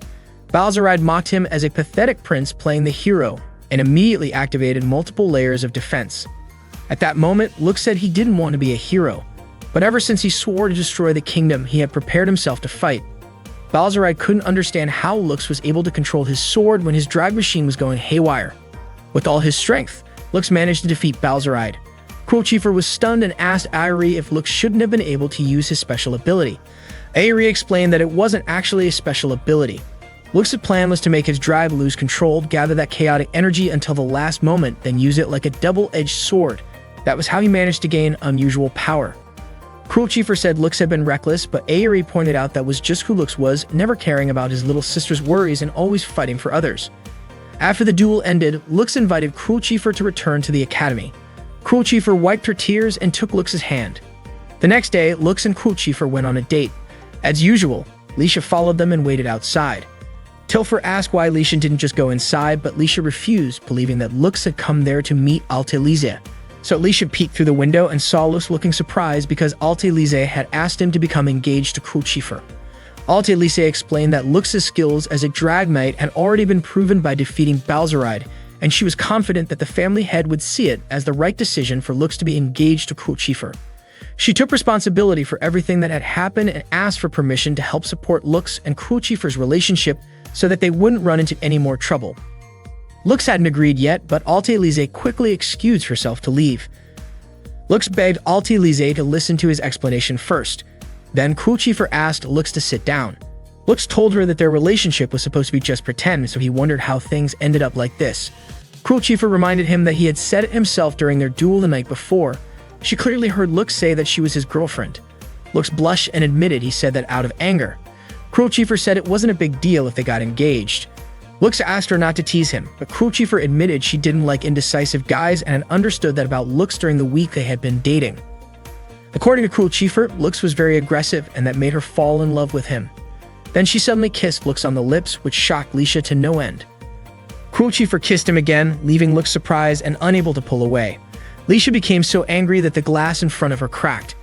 After Crucifer pulled away from the kiss, Lux's face turned red with embarrassment. She gently stroked Lux's cheek and said she wouldn't mind doing that if they ended up getting married. Lux was visibly trembling after hearing that. Suddenly, Lisha came in and scolded them both. One night at the academy, the students noticed a beautiful girl they had never seen before. She quickly ran away to avoid their conversations. Suddenly, a trainer called out to her, telling her not to be wandering around so late at night. He asked her to return to the dormitory and warned her about thieves lurking nearby. The trainer felt like he recognized her face and asked if she was a transfer student, to which she admitted she was. He reminded her to be careful since there had been reports of perverts or peeping individuals around. The girl wondered why no one seemed to notice her presence. Earlier, when she was with her friends, Lux asked Chalice if the academy's security had changed recently. Chalice explained that ever since rumors about perverts roaming around started, the academy had tightened its security. According to her, the situation was troublesome, especially with the ongoing problem of Ragnarok in the city. Lux recalled Balzarai's words about fighting Ragnarok to protect the Etismata Kingdom. Chalice mentioned that besides Balzarai, there was another knight who could defeat Ragnarok, Celestia Ralgris. She was a princess from one of the 4 great noble families and the strongest third-year student at the academy. Rumor had it she would soon return from the kingdom's capital and was known for strongly disliking men. Lux felt worried because he needed to talk to Celestia. Chalice said they could discuss it later and asked Lux to help her patrol around the school, which Lux agreed to. Suddenly, Noct and Leisha grabbed both of Lux's hands and started dressing him up as a girl. It turned out that the girl who was mistaken for the transfer student was actually Lux, disguised as a female. At that moment, Lux thought that even though he knew he was a decoy, he didn't expect things to go that far. Lux was very curious about what Celestia, the strongest senior at the academy, would be like. While waiting on a park bench, he suddenly overheard someone talking to a cat, saying she had to stay in the kingdom's capital. Before the girl could say more, the cat walked away. Lux grew curious about who the girl really was. Suddenly, someone appeared behind Lux, holding a knife to him. Lux screamed in surprise, which made the girl look toward him. Lux wondered if this person was the thief the trainer had warned about. The girl immediately attacked the attacker, saying she would not forgive his actions, and told him to drop his weapon and surrender. The attacker then threw tear gas to blind both of them. Lux saw a knife being thrown in their direction and managed to block it, but the blade scratched his hand. The girl asked if Lux was okay and quickly took him to the student infirmary. She asked Lux to take off his shirt so she could treat his wound, which made him worried because he was disguised as a woman. The girl insisted that he remove his shirt, saying it wasn't good to leave the wound untreated. Lux removed his shirt and asked the girl to treat him from behind. After she finished bandaging his hand, Lux thanked her. The girl commented that Lux's body was quite muscular, guessing he must be skilled with a sword. She was surprised when Lux admitted he had seen her talking to the cat earlier and asked him to forget it, calling it just Lux's imagination. She said that just because she did that didn't mean she didn't have friends or anyone to talk to. The girl was relieved that Lux's injury was only minor and warned him not to act recklessly again. She also said it was her duty to protect the underclassmen. Lux admitted he was glad she was okay. The next morning, while having breakfast, Lux still remembered the girl saying she had never seen him before. Lux had to tell her his name was Luno, and she introduced herself as Celestia. Celestia seemed interested in Lux and even invited him to talk again sometime. As the strongest student in the academy, she was known for her strong dislike of men. While Lux was daydreaming, Leisha called for him. When he didn't respond right away, she wondered if he was tired. Lux admitted he was a bit exhausted from last night's patrol. Crew Chiefer then appeared and said that she had planned to teach some lessons that day. She offered Lux a break or suggested they go for a walk to change the atmosphere. Lux's face turned red when Crew Chiefer held his hand and brought her face closer to his. Seeing this, Leisha immediately scolded them for being affectionate since their act was supposed to be over. She then asked Crew Chiefer to let go of his hand. The two of them ended up playfully fighting over Lux, who felt embarrassed because everyone was watching them. That night, Balzaride's friend came to his prison cell. Balzaride was confident that his friend had come to rescue him. He looked happy and said that from now on, he would never lose to Lux again. Balzaride's friend touched his chest with a finger, and in an instant, Balzaride transformed. He wondered why his friend had left him behind, especially since Balzaride was the one who had planted the Ragnarok seed. His friend smiled and blew a whistle. Shortly after, several Abyss appeared at that location. The next day, while in his room, Lux thought about how he needed to press the Ragnarok, so he had to talk to Celestia. Suddenly, Tilfer knocked on his door and called him immediately. It turned out there was a debate going on between Leisha and Celestia. Celestia objected to the academy accepting Lux because his admission was decided when she wasn't there. Lux quickly entered the room and Celestia greeted him. Celestia thanked Lux for saving the academy from danger while she was away, but she believed that as a male, Lux shouldn't be at the academy. Leisha argued that without Lux, the rebel forces would have attacked the academy. Celestia said she would handle the situation herself, so there was no need to rely on a man's strength. Lux asked Celestia to allow him to join in pressing Ragnarok, which was supposed to be Balzaride's task. According to Celestia, the threat to the Atismatic Kingdom had nothing to do with Lux, so if Ragnarok were to rise, she herself would face it. Still, Lux wasn't planning to leave the academy.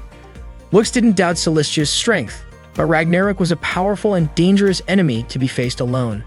Celestia got annoyed and firmly stated that she would not accept Lux in the academy. Relia tried to calm them down, concluding that Celestia didn't want any males in the school, while Leisha didn't want Lux expelled.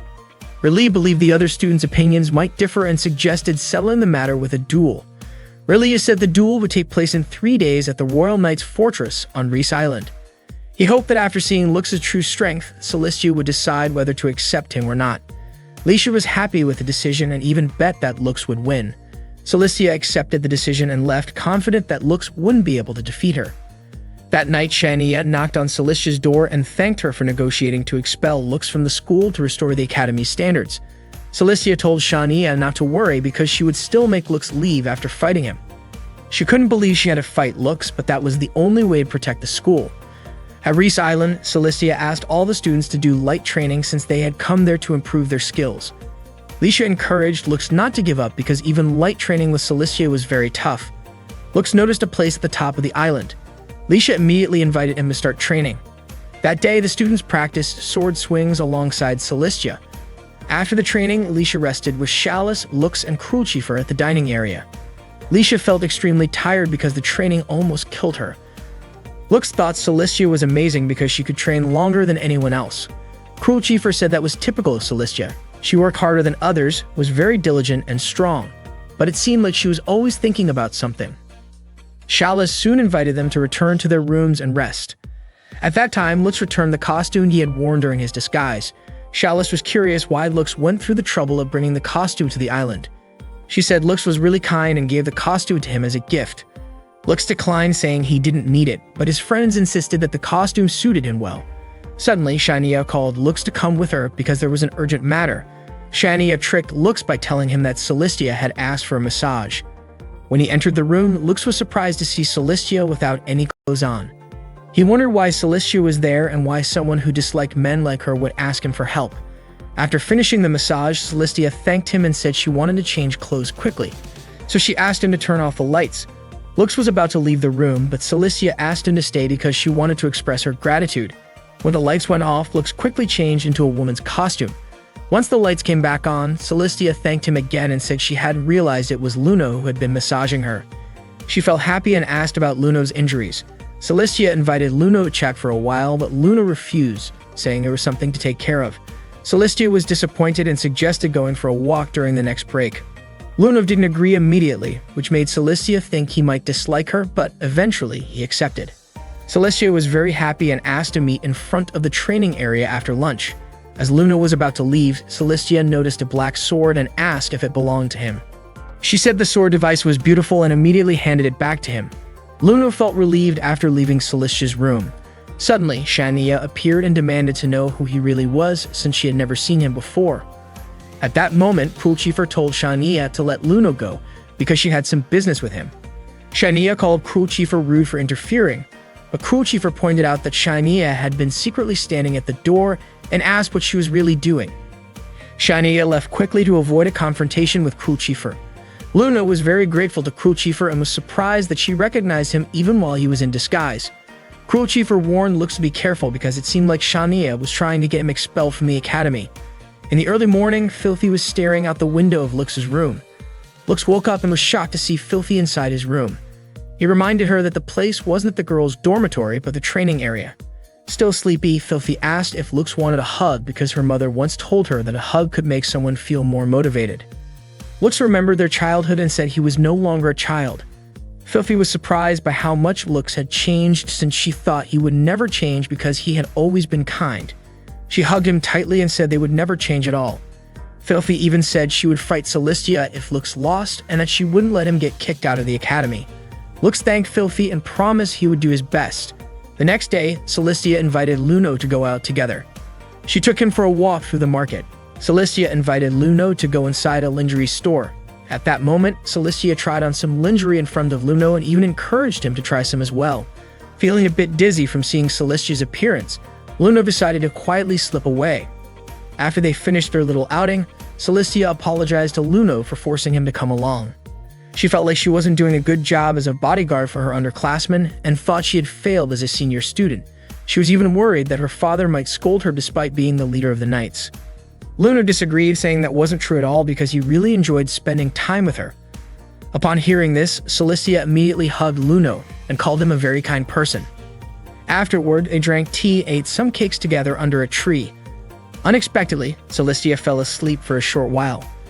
Luno thought it was okay since it was break time, but Celestia felt like she shouldn't show any sign of weakness.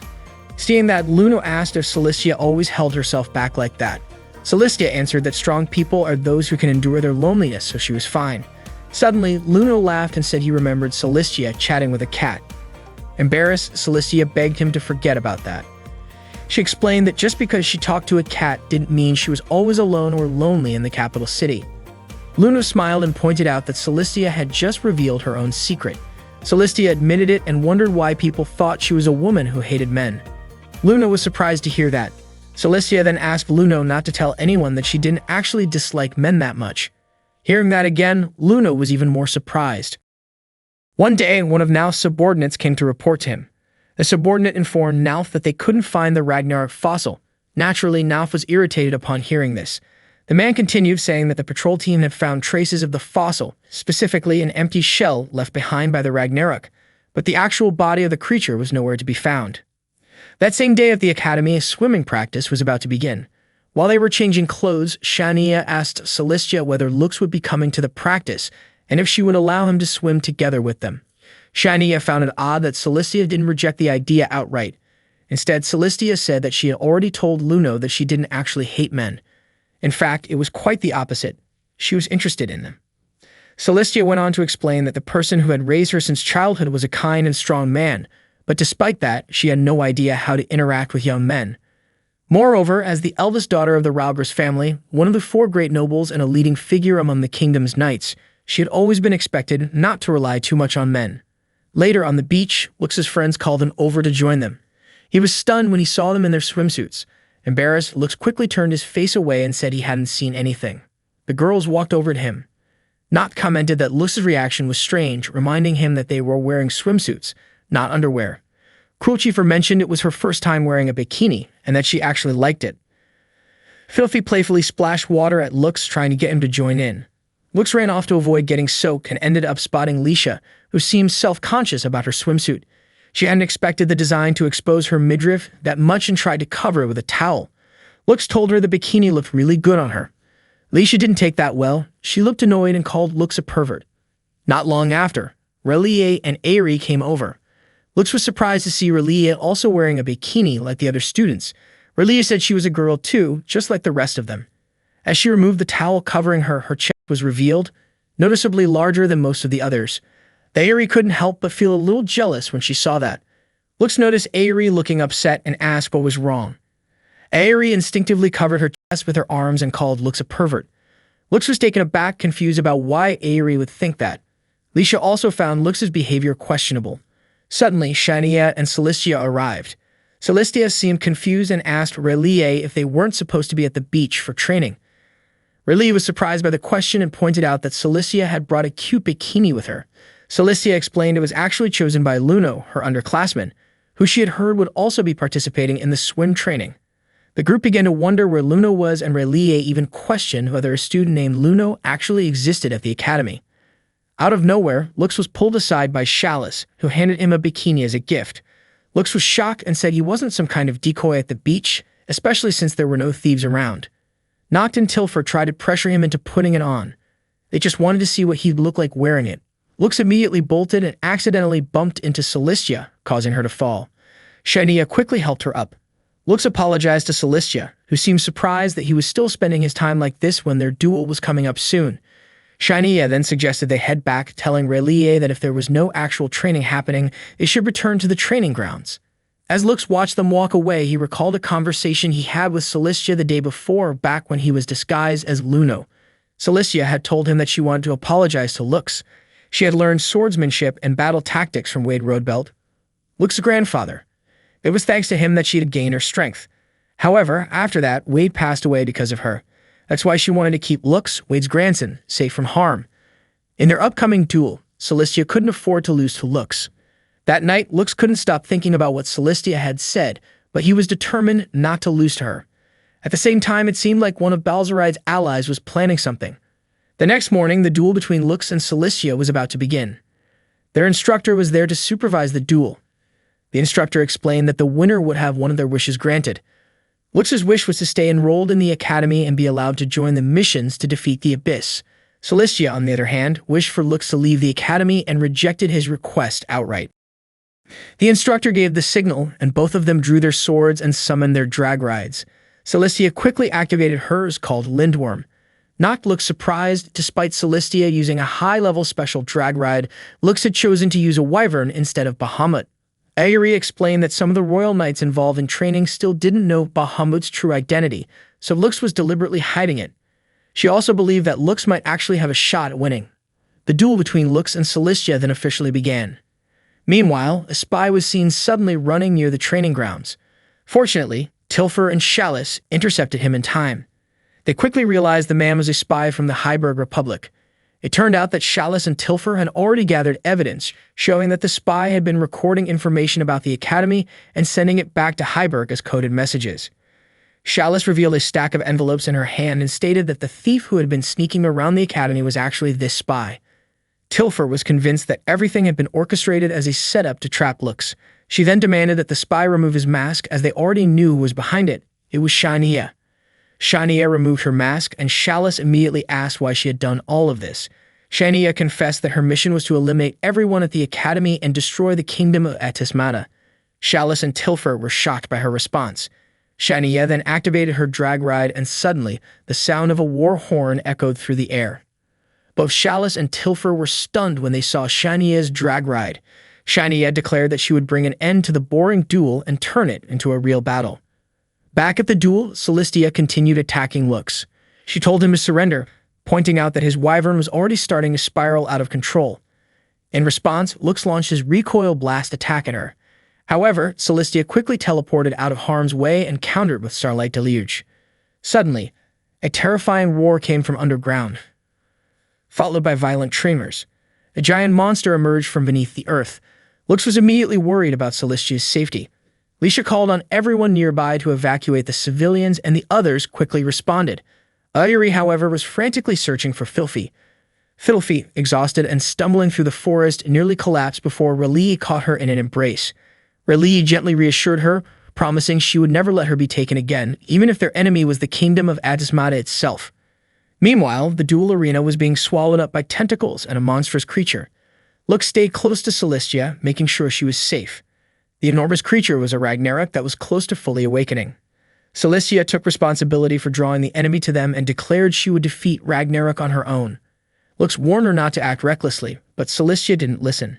She pressed forward through the sea of tentacles trying to trap her and activated her Divine Gate attack, striking directly at Ragnarok's core.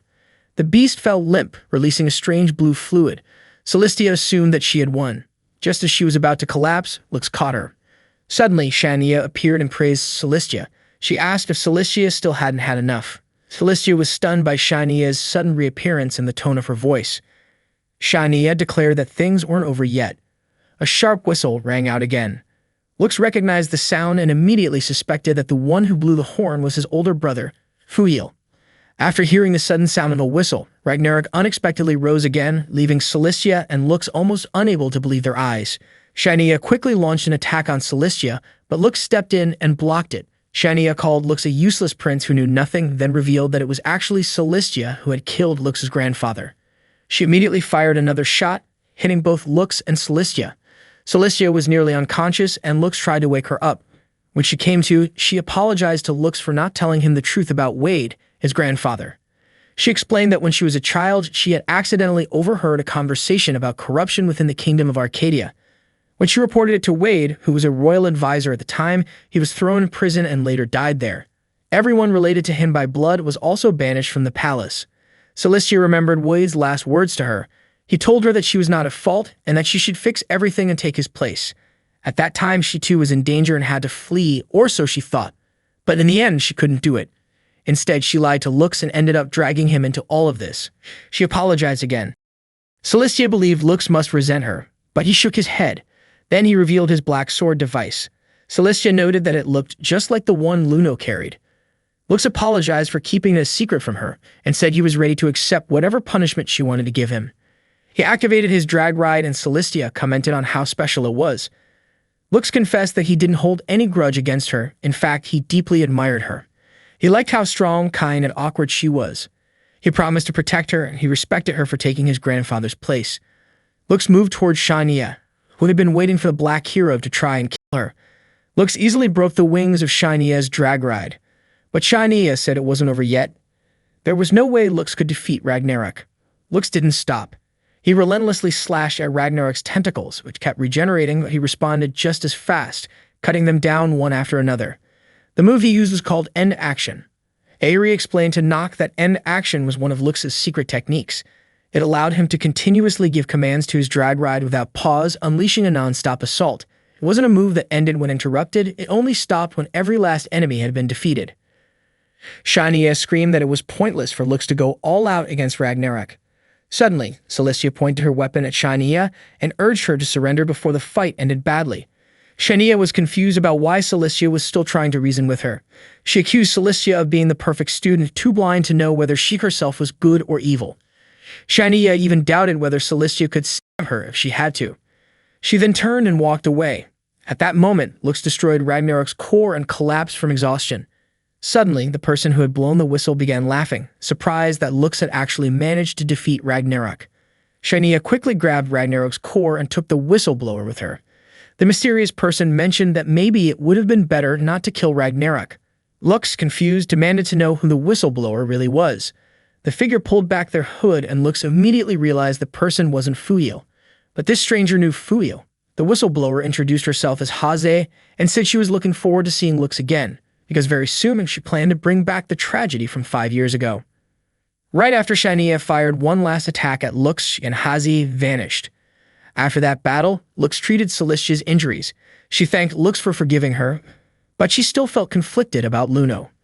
Lux apologized to her, but Cilicia admitted she had shown a shameful side of herself and said she would not forgive Lux because in her eyes he was unfair and sneaky.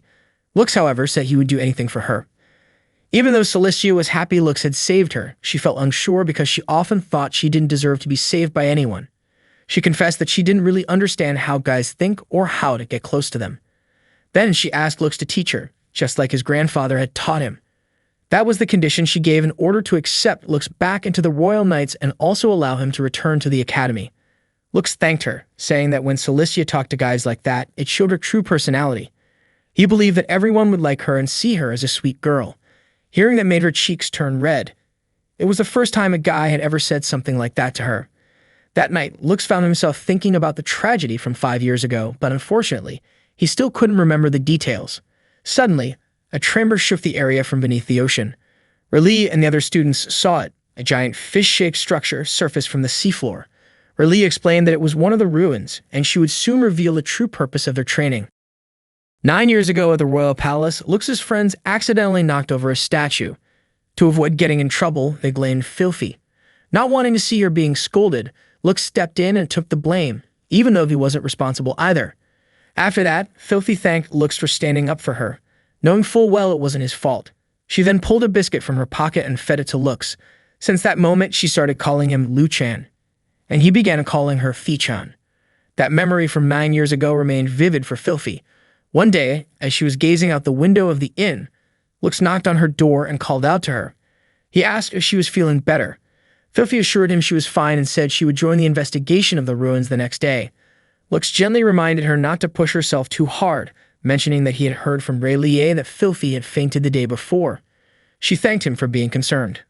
A little while later, Lisha came by and asked Lux to go with her for a moment. She had something she wanted to ask. She brought him to the workshop and explained a new ability in her drag machine called Over Limit. It was a technique that allowed someone to operate the drag machine beyond its usual limits, enabling them to input a release code. However, she warned Lux not to try it under any circumstances, as it could potentially be fatal. Lux was shocked, wondering why such a dangerous feature was necessary. Lisha explained that it was a precaution just in case Ragnarok ever appeared again. Still, she was confident things would be fine, since the Ragnarok and the ruins they were heading to had already been defeated. Despite this, Aerie seemed to have a bad feeling about it. The next morning, everyone got ready for the ruins investigation. R'lyeh mentioned that because the Ragnarok had been taken down, there was a possibility that the gate to the deeper parts of the ruins had opened. She also noted that Aerie would be joining the investigation, since the area was quite vast. R'lyeh asked Aerie to explain how they would enter the ruins. Aerie explained that based on the investigation results, an ancient script located in the center of the ruins could transport them inside when a beam of light appeared after a certain amount of time. Lux, still worried about Filthy, reminded her to let him know immediately if she started feeling unwell, even just a little. Filthy smiled and told him he was always so kind to her. Suddenly, Aerie spoke up and said she wanted Lux to protect her too. As they gathered at the entrance of the ruins, R'lyeh checked in with Filthy, asking if she was sure she was okay, especially since it had been a while since she last operated her drag machine. Once inside, R'lyeh asked Noct if everything seemed stable. Noct replied that they needed to wait a bit longer to monitor the Abyss reaction in their bodies. Aerie explained that according to the documents, the ruins had 11 underground floors, and they were currently on the first. Raleigh encouraged everyone to get started, and the group began descending the ruins floor by floor. On the second floor, Leisha reminded everyone to stay alert. There could be traps or abyss monsters lurking around.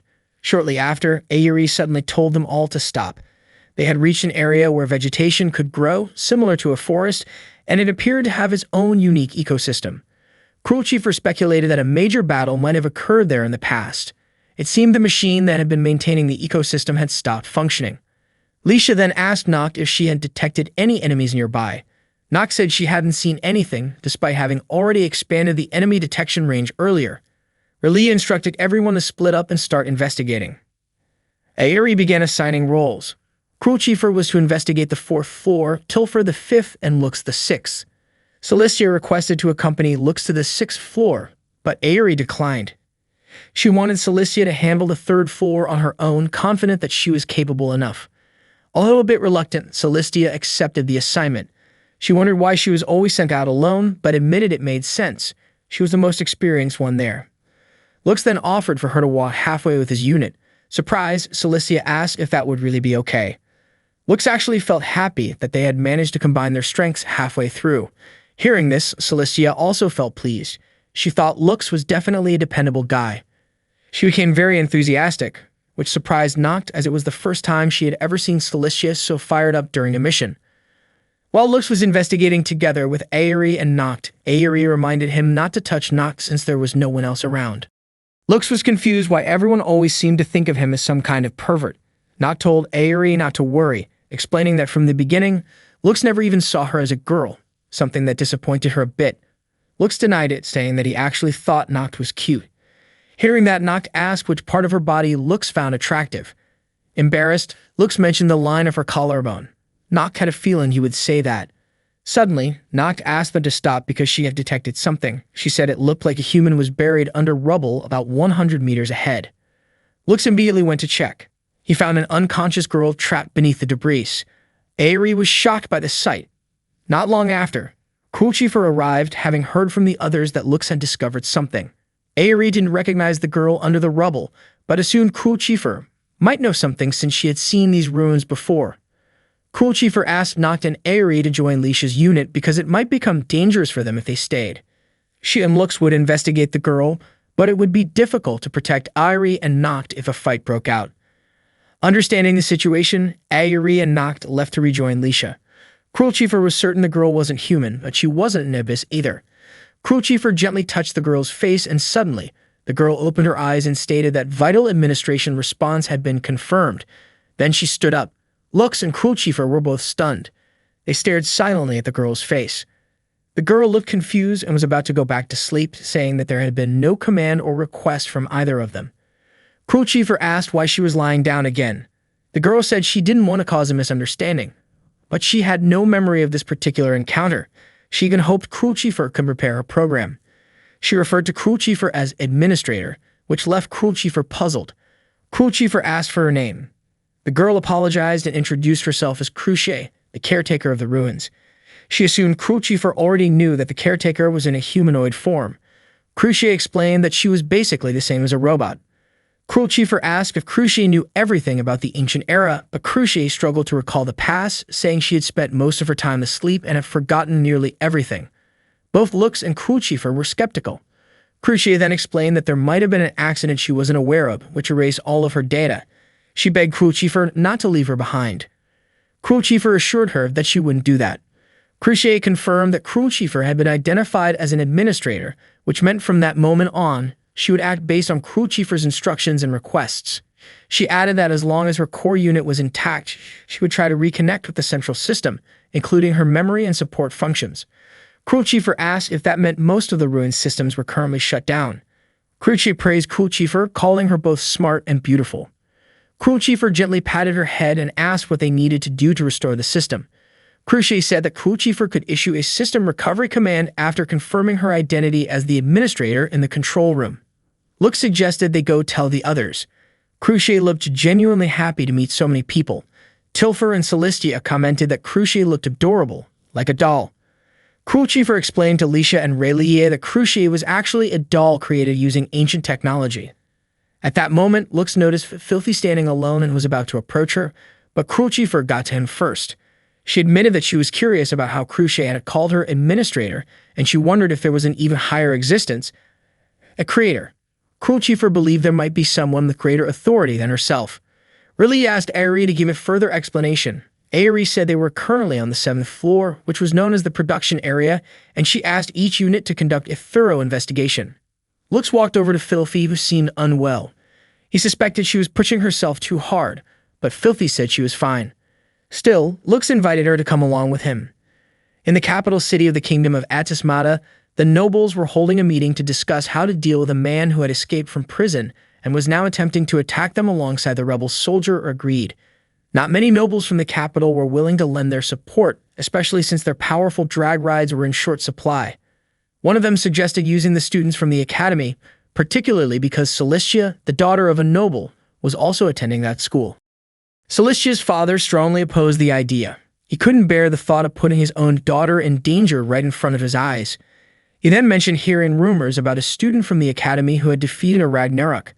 That student's name was Lux Arcadia, and they also knew that Lux had a close relationship with Princess Lisha. The queen then asked where they had heard that name. The nobles turned to her for guidance, expressing their wish to have Lux work for the kingdom of Atismata in the near future. The queen asked for some time to consider their proposal.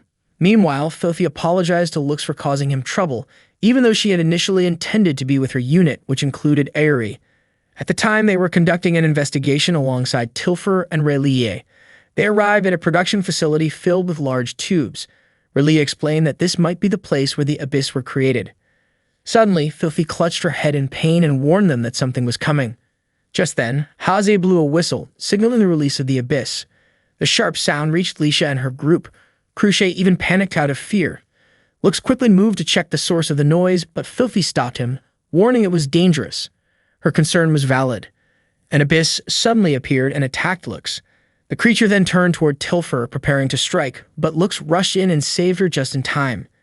The Abyss bit Lux, and he immediately recognized it. It was the same type he had encountered at the 6th ruin. Not long after, Cruel Chief contacted Lux, asking about his condition. Lux told her he had just been attacked by an Abyss. Cruel Chief suspected it was a Diabolus class Abyss and shared some information from Cruciate. When a ruin enters a state of alert, 3 Abyss are released. 2 roam far from the ruin and 1 remains inside. These creatures are programmed to attack any nearby life forms. Lux asked Rayleigh to stop the investigation, but she refused. He was puzzled, especially since the ruin was already in an alert state. However, Rayleigh argued that the current situation was still manageable, and since they had already reached the 7th floor, turning back now would mean losing valuable time. Lux reminded her how dangerous things were, but Rayleigh insisted they push forward.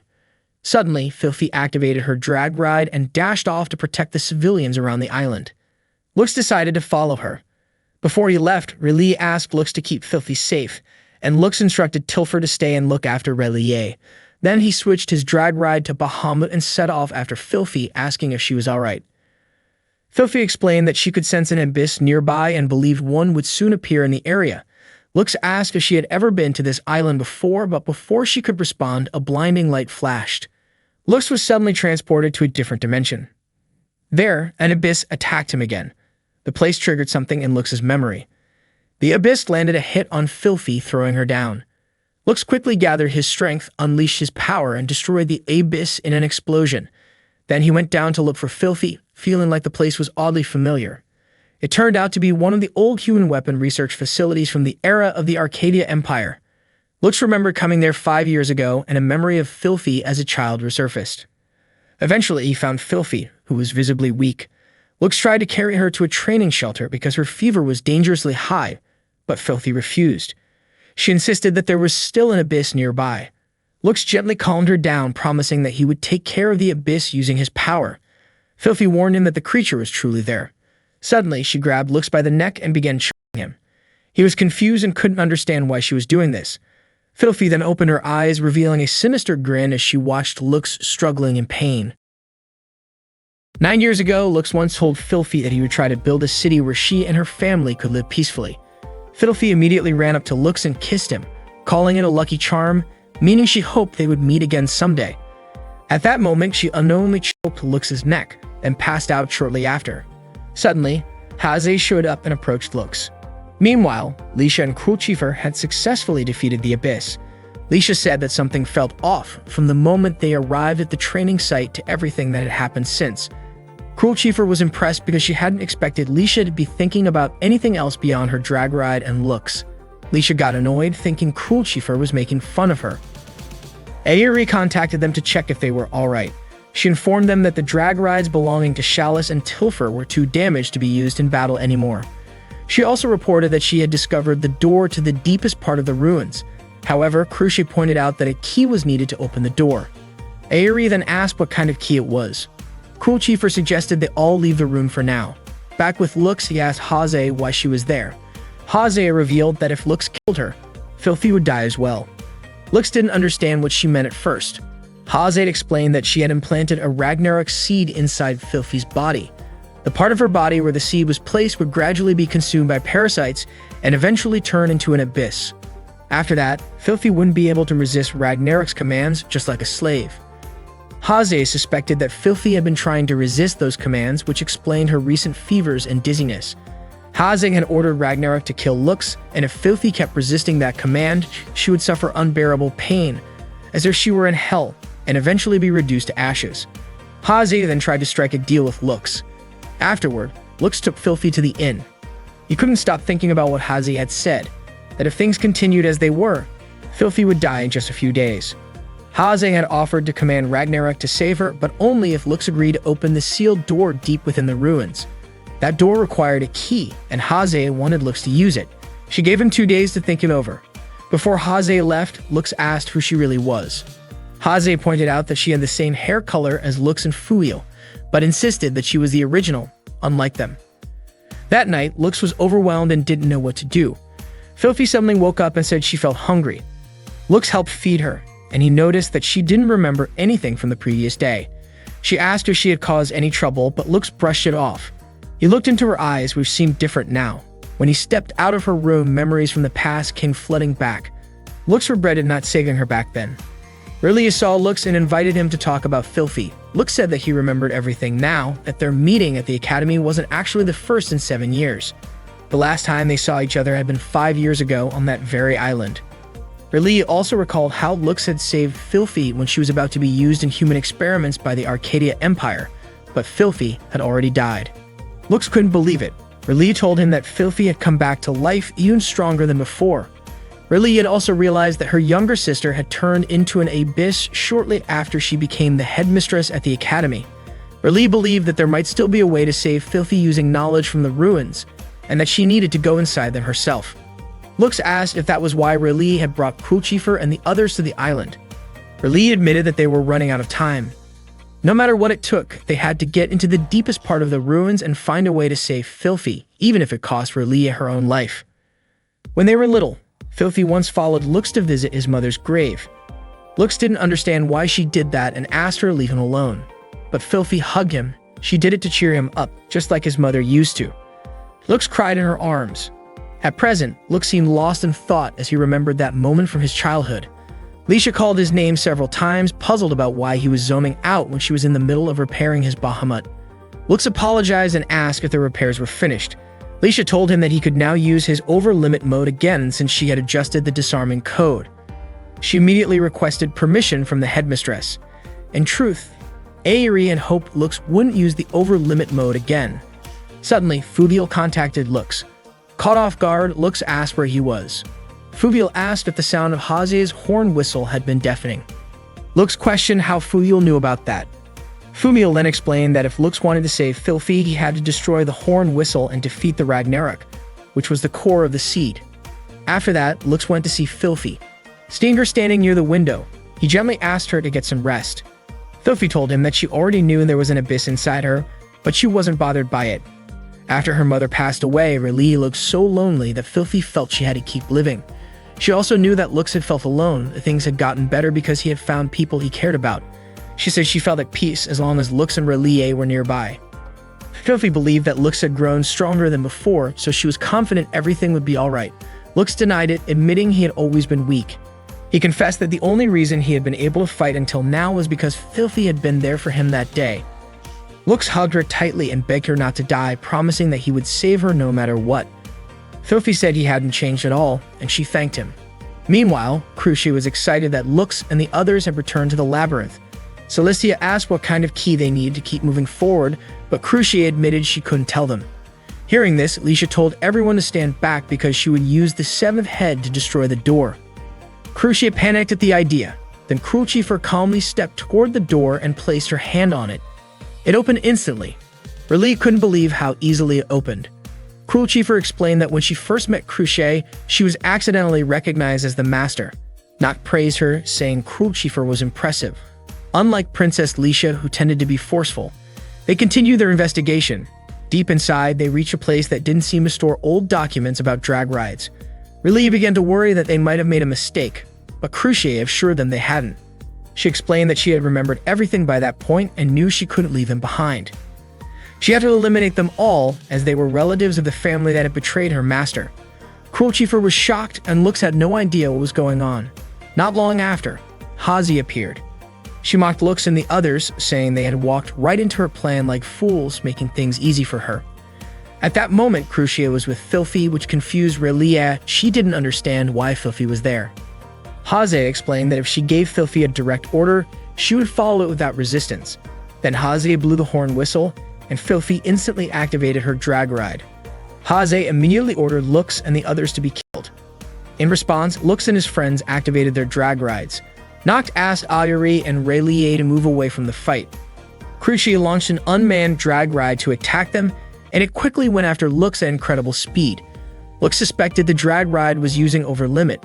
Celestia rushed in to help him, but Filthy suddenly attacked her, knocking her down. Leisha tried to use her power, but Filthy neutralized it with her missing face attack. Crucia activated Wise Blood, but Filthy quickly stopped her too. It seemed Filthy was using a unique ability from her drag ride, and in no time she bound Leisha and threw her toward Crucifer. R'lyeh warned everyone to be careful, explaining that Filthy's special ability disabled the unique powers of other drag rides. Meanwhile, Haze was about to complete her mission of placing the Ragnarok core when Fubiel suddenly appeared, commenting that Haze's plan seemed way too flashy. Haze asked why he had shown up there. Fubiel replied that he came to observe the noble activities taking place. With a mocking tone, Haze asked if Fubiel was really there just to witness his little brother's final moments. Suddenly, the sound of a horn whistle rang out. Haze turned toward the source and saw Ayuri blowing her horn whistle. She immediately blew her own, but Filthy stopped her just in time. Ayuri explained that the orders Haze gave to the Abyss and Ragnarok would weaken after a certain amount of time. Realizing what had happened, Haze understood that Ayuri had overridden her command. By then, Lux had already managed to defeat the unmanned drag ride. They told Haze to surrender, warning her that this would be her final chance for mercy. But she just mocked them, saying they still hadn't realized that they were the ones truly trapped. Not long after, Ragnarok appeared before them. Celestia called on Leisha to attack together, and the two immediately launched their assault. Leisha thought she had defeated the Ragnarok, but Crucifer noticed something strange about it. He warned everyone to fall back. Suddenly, Ragnarok's tentacles extended and started attacking wildly. Haze explained that Ragnarok's power was rapid regeneration, and the more damage it took in battle, the stronger it became. Leisha got cornered under the continuous attacks. Lux stepped in to help and asked her for permission to use his over limit. She hesitated, warning him it was too dangerous, especially since he had already pushed himself beyond his limits. She begged him not to force it, but Lux insisted. He didn't want to regret not doing everything he could. Reluctantly, Leisha agreed and began transmitting the disarming code from Tiamat. She asked Lux to hold out for one more minute while she processed the command. In that moment, she hoped Lux would come back safely afterward. Earlier, Fubiel had asked if Lux truly wanted to save Filthy. He said that nothing had really changed after Lux saved her and claimed Lux was incapable of protecting anyone or shaping a future worth having. Despite that, Lux launched his end-action attack on Ragnarok, but it only made the creature stronger.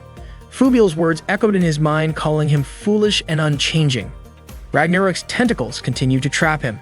Haze was convinced that the pathetic prince was finished. She planned to round up all of Lux's beloved friends, kill them, and destroy the kingdom of Etismata, blaming Lux for it all. Just then, Filthy spoke up. She told Haze she was wrong. She knew how hard Lux had tried to change the country, even if it meant getting hurt in the process. She knew everything he had gone through. Soon after, Leisha tried to contact Lux and transmitted the method to release the drag ride's limiter. She encouraged him to use his over-limit. Filthy kept cheering him on, refusing to let him give up. Motivated by their support, Lux activated his over-limit and revealed the true form of Bahamut. Seeing this, Haze began to panic and ordered Ragnarok to kill Lux. But Lux went straight for the core and destroyed it, taking down the entire room with it. Haze couldn't understand how her Ragnarok had lost. Fubil told Haze to surrender and retreat. He said she would never be able to defeat Lux, not with precision, and not even with a reinforced Ragnarok. According to Fubil, Lux was both weak and terrifying, a paradox she couldn't handle. Seeing the ruins completely destroyed, Crucia got scared and promptly went back to sleep. After that battle, Lux took some time to rest and recover at the inn. Filthy stayed by his side the whole time, sitting on the edge of the bed. Lux pointed out that she was sitting a little too close to him, but Filthy replied that it was because she was in charge of taking care of him. Lux asked if she was feeling okay at that moment. Filthy said that as long as she could take it easy, she would be just fine. She shared that she had already gotten used to the sound of the whistle, so it didn't bother her anymore. She also said she felt alright because Lux had kept his promise. Filthy then gently hugged Lux and thanked him, expressing that she truly loved him. That day, Lux's friends threw him a recovery party. Lux said they didn't need to go that far just for him. Chalice told him not to be so modest. He had been bedridden ever since the training session due to the side effects of the sleeping medication, and that was exactly why they needed to celebrate. Noct chimed in, saying everyone had been worried about him. Aerie added that Celestia, Alicia, Filthy, and Crucifer had all been taking turns trying to care for him. R'lyeh arrived and greeted everyone. Lux asked her what had happened with Rise Island afterward. R'lyeh explained that it was the first time she had ever been scolded. The people on Rise Island forgave her, but only after she paid a hefty fine. Because of that, they were no longer allowed to continue investigating the ruins without special permission. R'lyeh also mentioned that a big event was coming up and that people would soon be busy in the royal capital. This major event was a nationwide celebration lasting several days, the kingdom's founding festival. At that point, Leisha and Crucifer started talking about birthdays. Leisha was still shy about the topic, but Crucifer boldly invited Lux to go on a date with her during the festival. Suddenly, Chalice brought up that Celestia also wanted to use the festival as a chance to strengthen her bond with Lux now that he was officially part of the team. While chewing her food, Filthy casually said she wanted to go on a date too. Leisha grew annoyed and insisted that Lux would be walking around with her during the festival. Lux was confused about why the atmosphere had gotten so tense. Aerie commented that Lux was pretty clueless when it came to the feelings of the girls around him. R'lyeh offered a suggestion. Lux should choose 3 people who had worked the hardest during the training sessions and take them to the festival as a reward. Lux didn't really understand what she meant. According to R'lyeh, it was a great idea because it would motivate the girls, knowing there was a chance to be chosen. That way, they pushed themselves even more in the future. Leisha then pressed Lux to hurry up and decide who he was going to invite to the festival. The next day, Lux was walking around with Aerie and asked why there were so many people coming to the academy.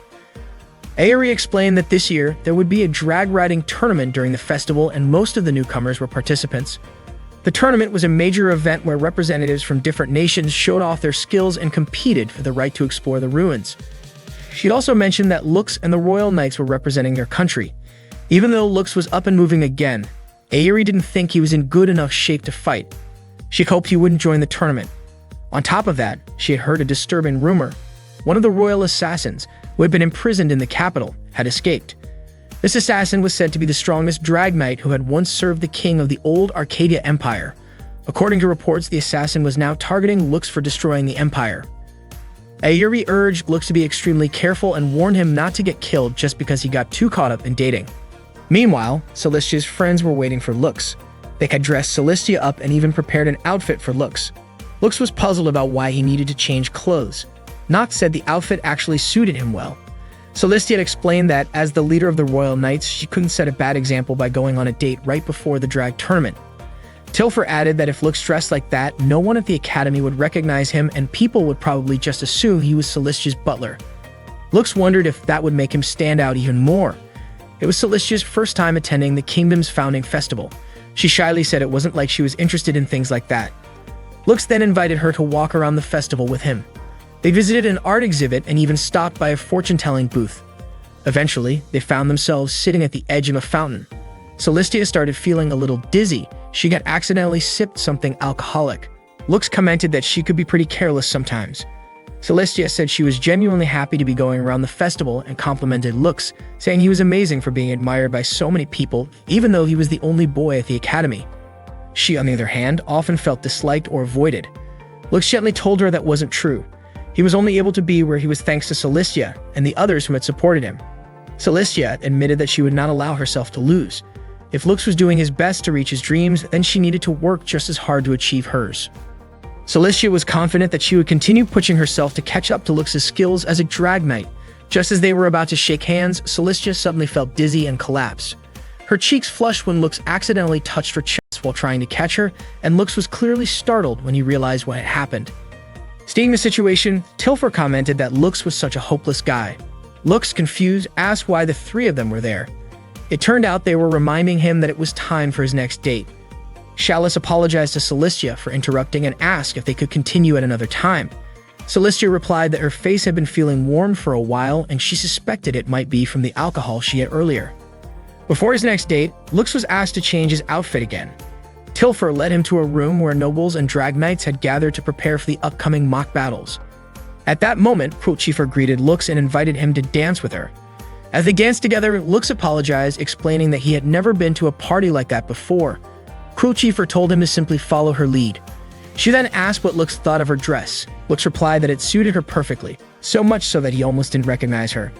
Prettiest seemed to take his words seriously, saying that since a prince like Lux had said that, she might have to put in a bit more effort herself. After the dance, the two of them chatted on the balcony. Prettiest teased that Lux's movements were awkward, but kind of cute. Embarrassed, Lux asked her not to laugh at him, saying he was really trying his best. Prettiest then mentioned that Alt-Elysée had shown up at the festival, celebrating the nation's founding, and was probably keeping an eye on their date. Shocked, Lux immediately looked around for her. Prettiest said that the two of them had successfully fooled Alt-Elysée, but to her, tricking someone wasn't enough. She asked Lux to kiss her, even if it was just for show, and pleaded with him. As Lux leaned in, intending to pretend, Prettiest actually kissed him for real. Naturally, Lux was stunned. Prettiest said it was the first time Lux had kissed her, and that it felt surprisingly different. Afterward, Prettiest said she was going to report back to Alt-Elysée and then left Lux standing there. He looked visibly nervous about what had just happened. Meanwhile, Tilfer, Chalice, and Noct had seen the kiss. Chalice commented in disbelief that Celestia's rival turned out to be quite formidable. The final date was with Filthy. Lux once again changed into his academy uniform and went to meet her outside, where she was already waiting. He complimented her dress, saying it looked great on her. At the same time, Tilfer, Noct, and Chalice were still observing their date. Surprisingly, Relia was also watching Filthy and Lux from afar. Filthy brought Lux into a church room. She sat on one of the benches and gently rested Lux's head on her lap. She told him to rest, since he must have been exhausted. Filthy said that Lux always gave his all even that day, so he needed a break. She even offered to let him sleep on her lap and promised to wake him up later. Filthy confessed that she felt incredibly happy in moments like that in the flower garden and even on Rise Island. She admitted that she always wanted Lux to be there for her. Even when she pretended to be fine, he always saw through it. While gently stroking his head, she thanked him for finding her. At that moment, Relia was watching from a distance, quietly wishing that Filthy would kiss Lux. After finishing his date with Filthy, Lux walked home feeling grateful to her for letting him rest on her lap. Just then, he was surprised to find Lisha already waiting for him. She seemed puzzled about why Lux had not chosen her. Lisha understood if Celestia, Prettiest, and Filthy had shown progress during training, but she still had something personal she wanted to ask. Lisha asked Lux to become her knight. After graduation, she would have more official duties, and those around her had been urging her to have a personal guard. She chose Lux because he was strong and also knew her secret. Lux hesitated. As someone from the fallen old empire, he still carried the label of a criminal, but Lisha asked him to at least think about it. She explained that on the final day of the festival, she would be giving a speech to the people, and if possible, she wanted to introduce Lux to them. So she hoped he would give her an answer on that day. After saying that, Lisha left. Lux was left wondering if he was worthy of accepting her request. The next day, Lux told Aerie that he would be joining the training because he needed to regain his strength before the upcoming drag fight. Aerie called him reckless for still accepting missions. She reminded him that the time he could safely use Bahamut was only about 20 minutes. With Wyvern, he had a bit more leeway. Lux was surprised his time was so limited. Aerie warned that pushing beyond that limit could be fatal. She also reminded him that they had many threats to watch out for. Lux was already aware of Haze and Fuil, both known as assassins working for the royal government. Suddenly, a girl appeared and greeted Lux. Ayuri and Lux immediately suspected she might be a government assassin. Lux prepared to fight, but Ayuri told him to run instead. It turned out the girl was Yuruka, a former drag knight who once served the royal family. Lux asked if she had come to kill him, but to his surprise, Yuruka explained she was there to serve him. She approached Lux and declared that she had dedicated her entire life to fulfilling his wishes. Yuruka then asked what his orders were, saying she was ready to carry out any task, no matter how strange or even kill, if that was what he wanted. Her unwavering loyalty left Lux feeling flustered, especially at the thought of having someone so willing to follow his every command. Ayuri had to snap him out of it and reminded him to assess the situation properly. Lux told Yuruka to wait and give him some time to think. She understood and left right away. Ayuri warned him not to let his guard down, but Lux believed Yuruka would respect his words, so he decided to wait until the drag fight was over before taking any further action. Later, as Lux was heading to the bath, Yuruka suddenly appeared behind him.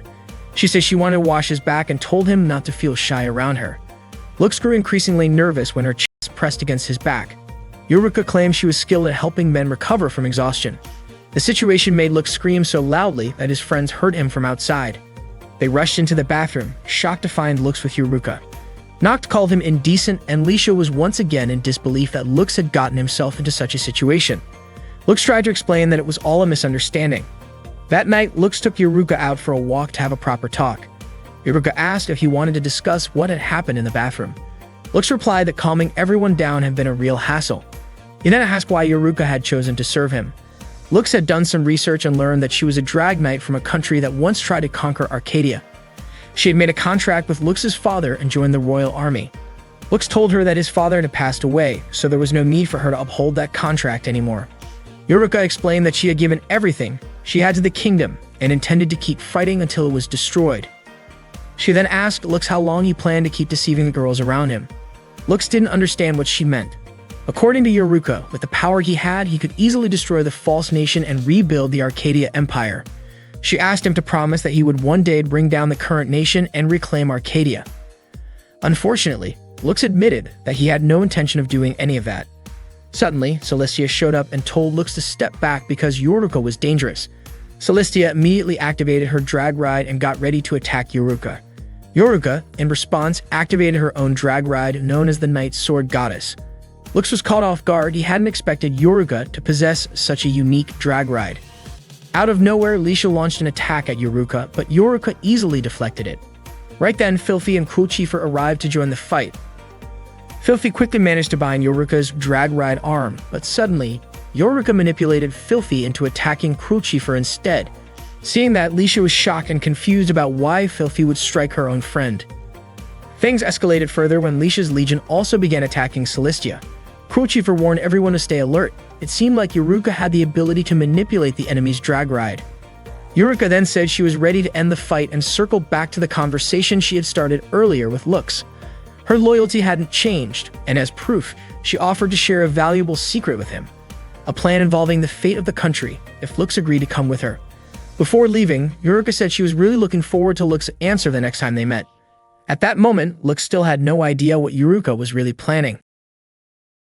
That day, Lisha was practicing a speech for the National Founding Festival. She felt exhausted from all the practice and collapsed onto her bed. Suddenly, Lux entered her room responding to a call she had made earlier.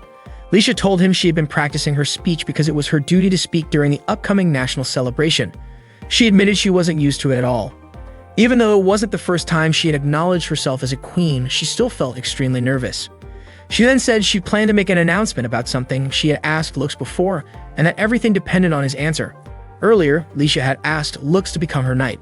Meanwhile, Haze was with Yuruka and Shania when a girl suddenly appeared and called Haze her creator.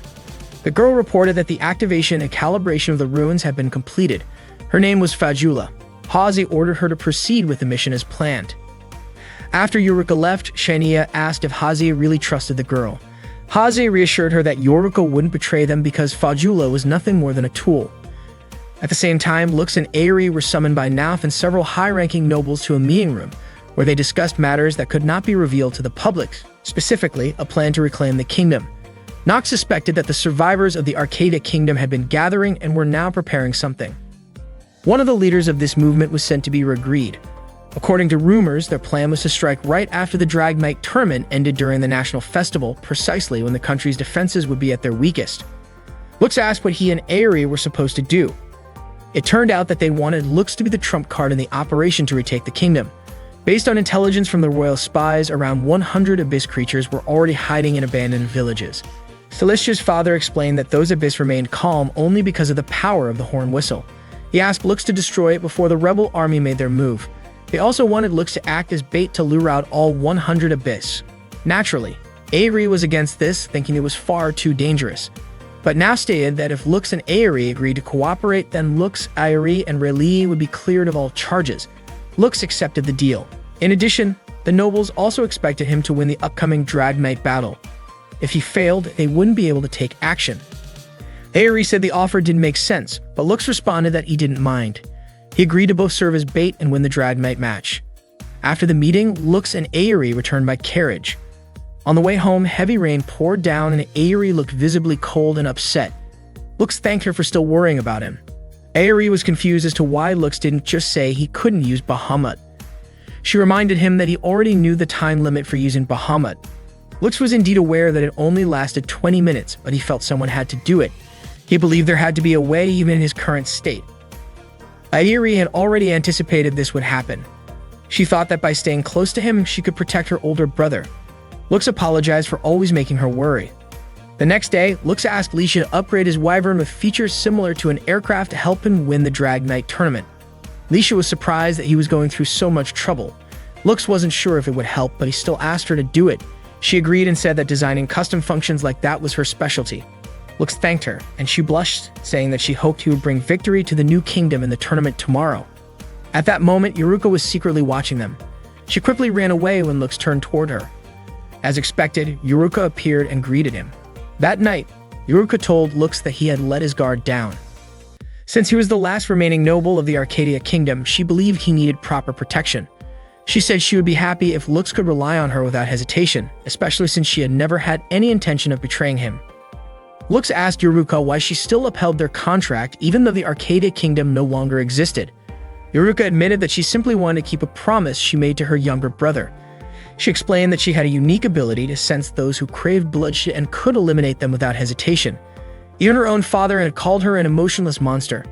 Yuruka shared that her father died of illness, leaving her and her younger brother to inherit their land. Unlike Yuruka, her younger brother was often sick, but had a very kind heart. He did his best to protect their nation and its people, but above all else, he tried to protect Yuruka. Lux remembered Yuruka once saying that her country was destroyed by the Arcadia Kingdom, and he asked whether his father had taken her brother hostage and made a contract with her.